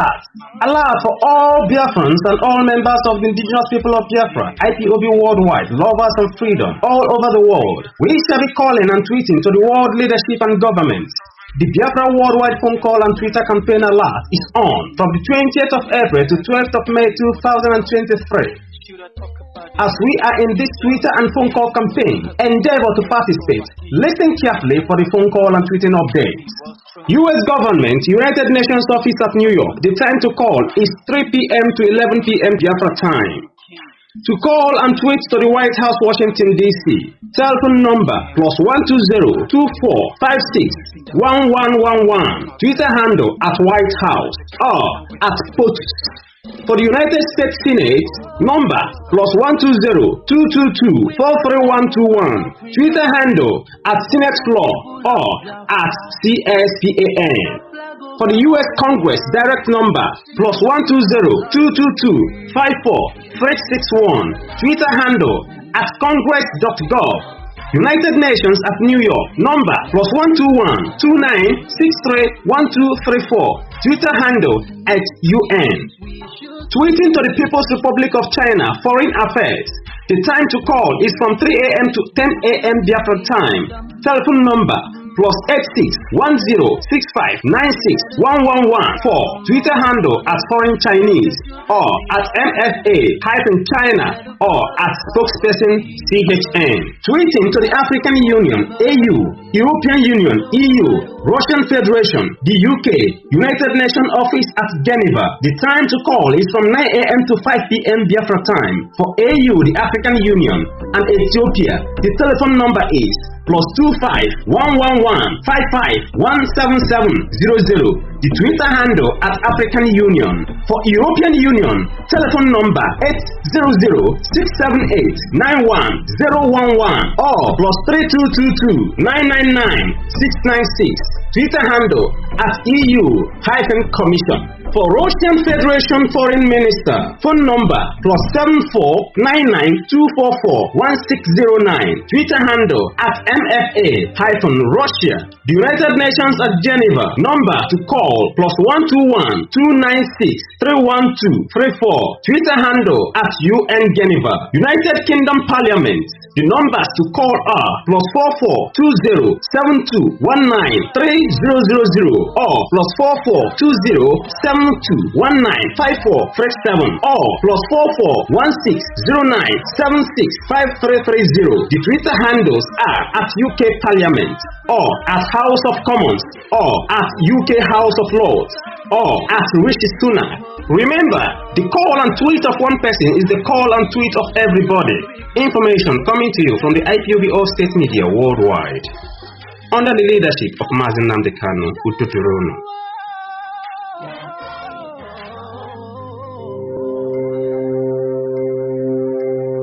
30th May 2023, coming.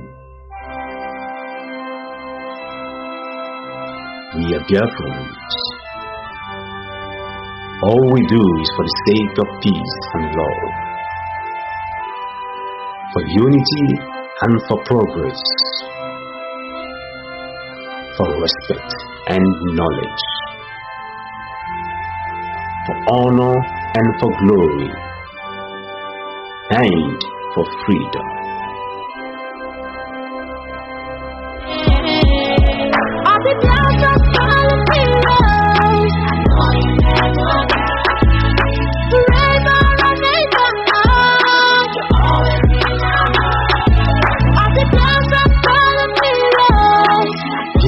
Heroes and Heroines Remembrance Day, coming on the 30th of May 2023.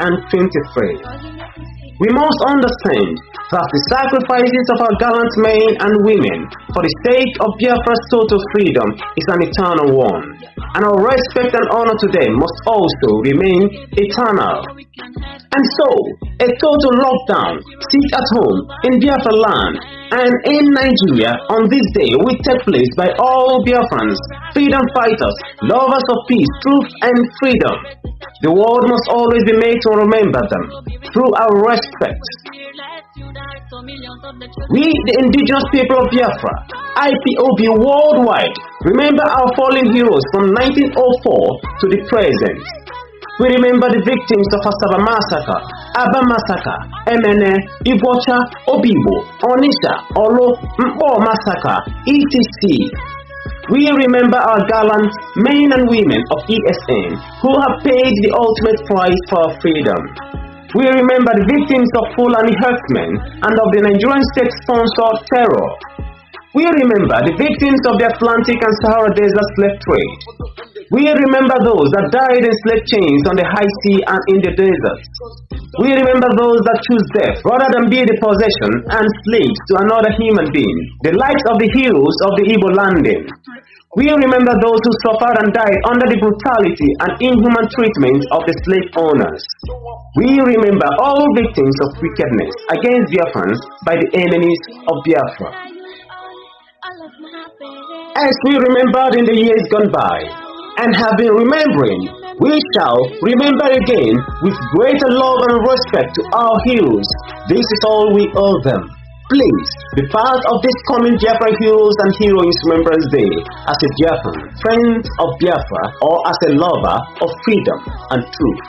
Coming on the 30th of May 2023, spearheaded by the IPOB movement under the Commander Supreme Leadership of Mazi Nnamdi Kanu.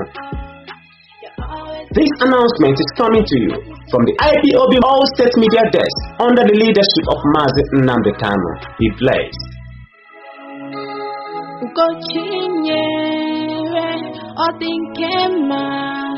Nigerians are not sincere by Remi. Oh, yeah, me, one Yoruba couple. They know, as I tell you on Radio Biafra, the whole world is listening. When I tell you that Nigerians are insincere people, you must believe me. There is something dishonest with a people that is incapable of human development and civilization. Once you are a zoo, monkey, or baboon, you must live your life in infamy because you are a Nigerian. Yoruba man has spoken. Nigerians are not sincere. As I did tell you before. He's a Nigerian, no?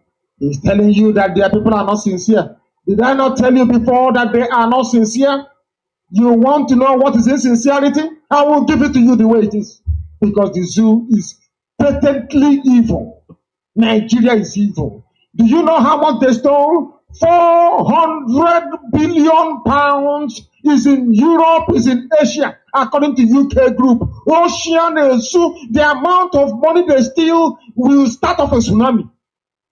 400 billion. Very close to $1 trillion. An amount of money that can build second Niger bridge, pay for free education for every child, make sure that all roads are built, you have running water, you have electricity, your university is funded.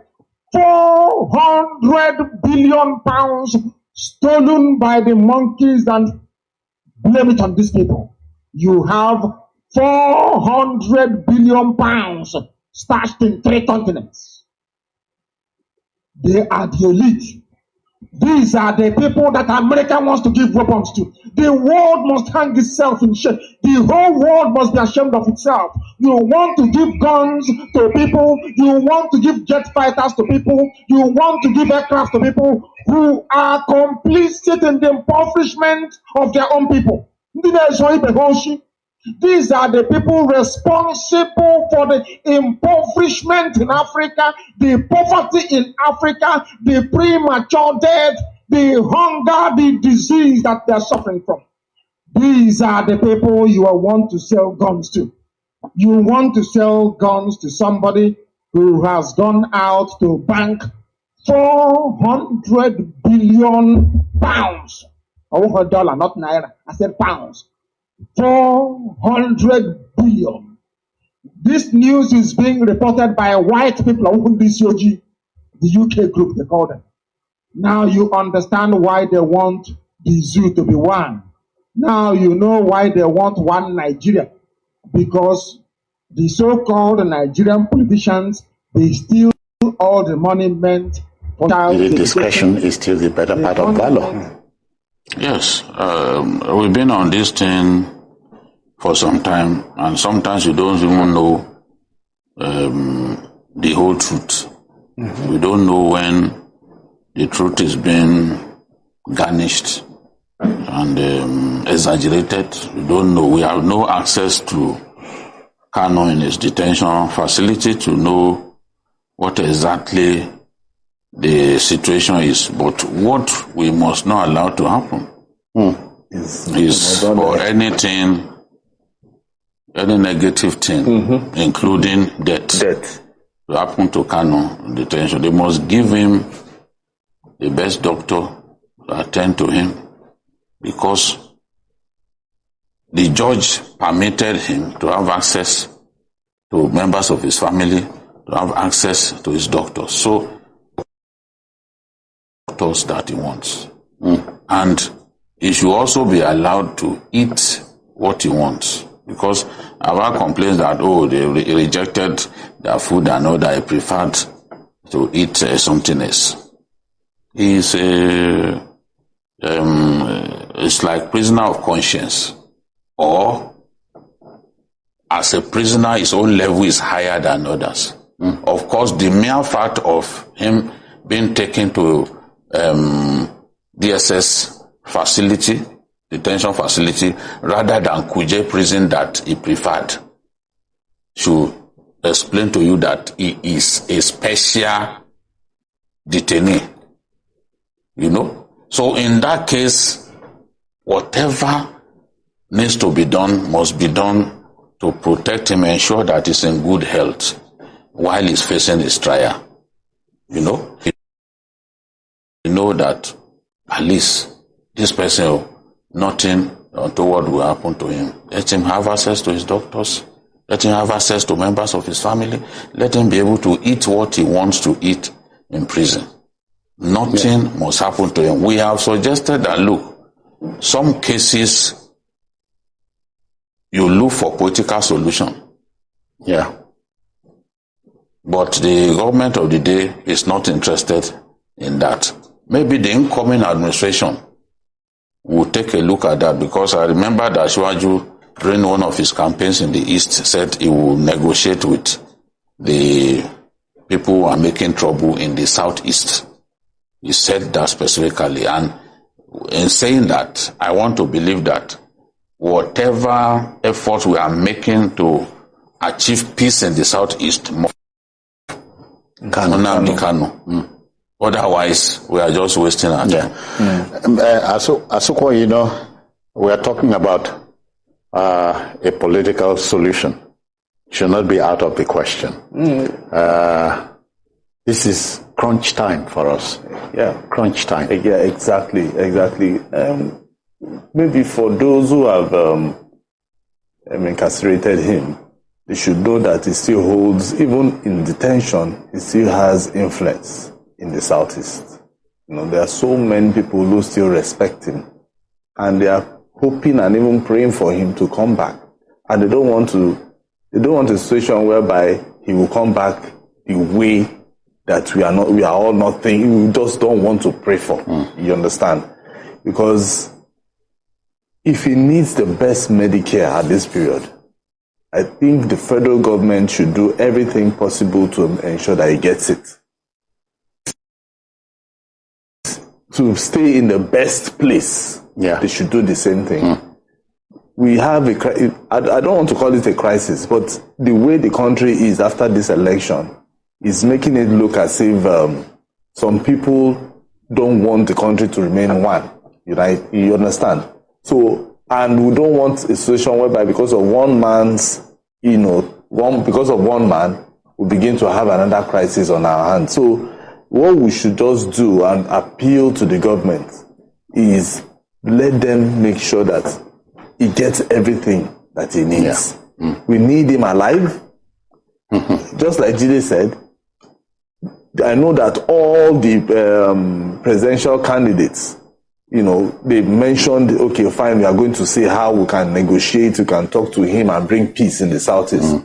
He is one of the people that everybody needs to be a part, to sit on the round table and talk about peace in the Southeast. Yeah, Jide, we'll go on a break very, very shortly. But you remember Simon Ekpa's distractions came in the course of his being detained.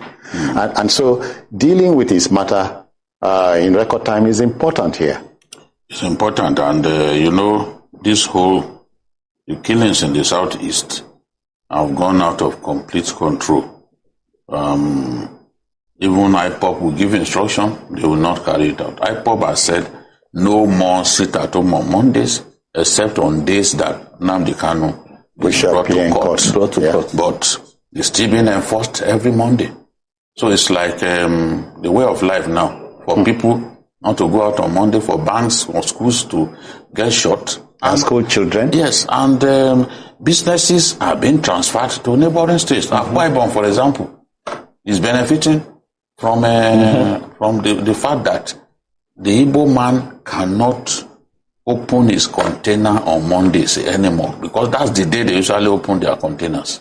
So they are diverting business to neighboring states. Look at a state like Delta, Asaba. Asaba is just a spitting distance to Onitsha. But people are even sending their children to school in Asaba. Just because of all these needless killings and maiming of innocent people. Okay. Jide and Asukwo, you know, it looks like Adamawa is ready for us any moment now. We should take you there, in a manner of speaking, just so we understand what's going on. So, what more do we say? The debate will continue. Ours is just to help mold opinion. And we are talking about Nnamdi Kanu. His case is not one we throw under the desk just for the fun of it. Discretion is still the better part of valor. Yes, we've been on this thing for some time, and sometimes you don't even know the whole truth. We don't know when the truth is being garnished and exaggerated. We don't know. We have no access to Kanu in his detention facility to know what exactly the situation is. But what we must not allow to happen is for anything, any negative thing, including death, to happen to Kanu in detention. They must give him the best doctor to attend to him, because the judge permitted him to have access to members of his family, to have access to his doctors. So, doctors that he wants. And he should also be allowed to eat what he wants. Because I've had complaints that, they rejected their food and all that, he preferred to eat something else. He's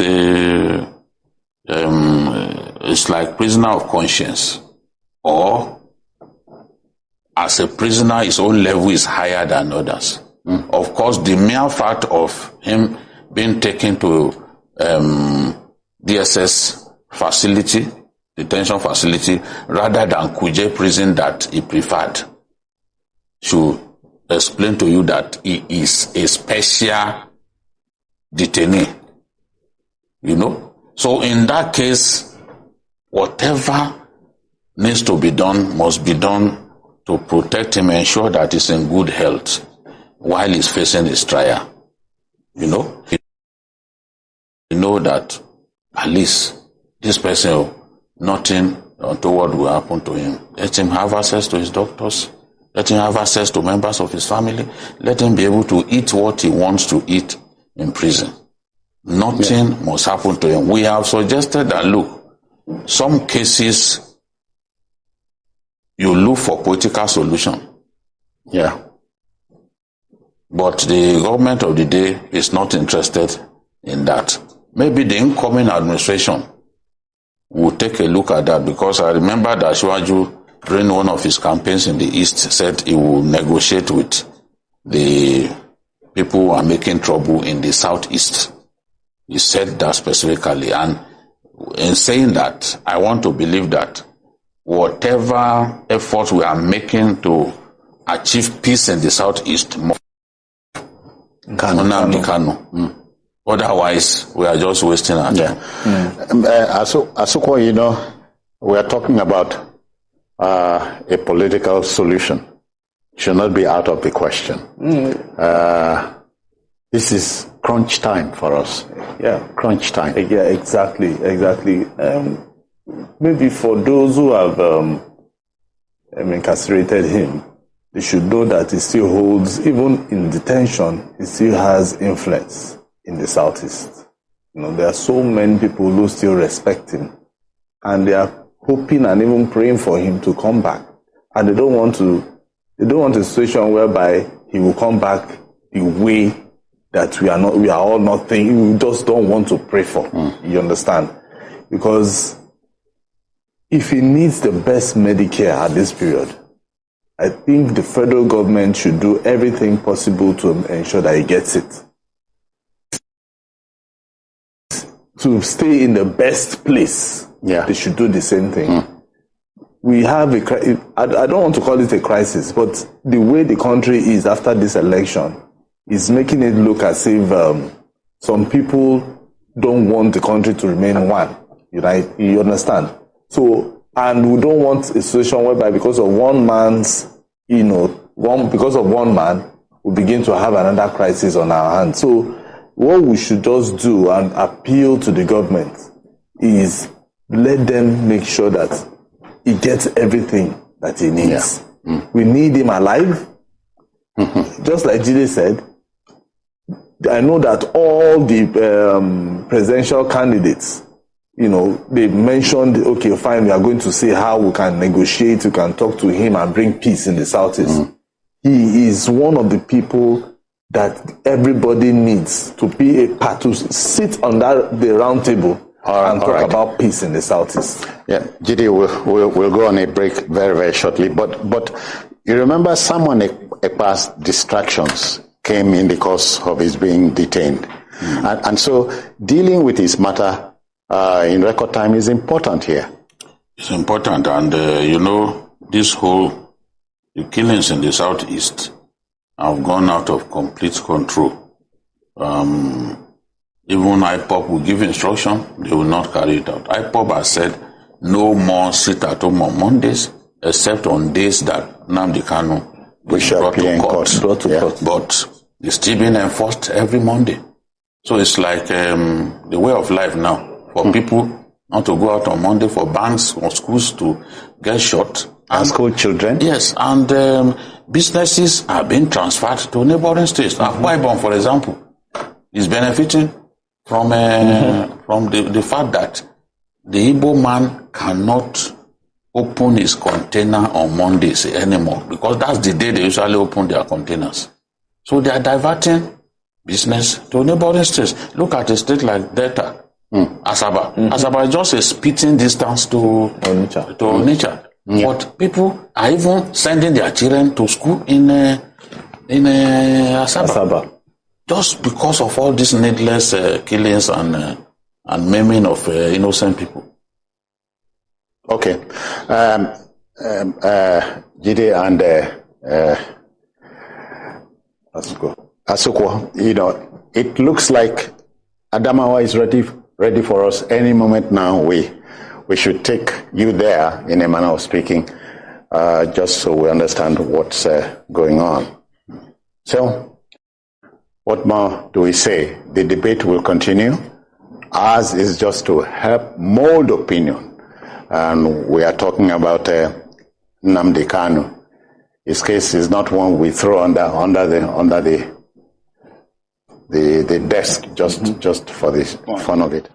This is an aberration. I mean, you don't attack Nigerian Defense Academy and kill officers and get away with it.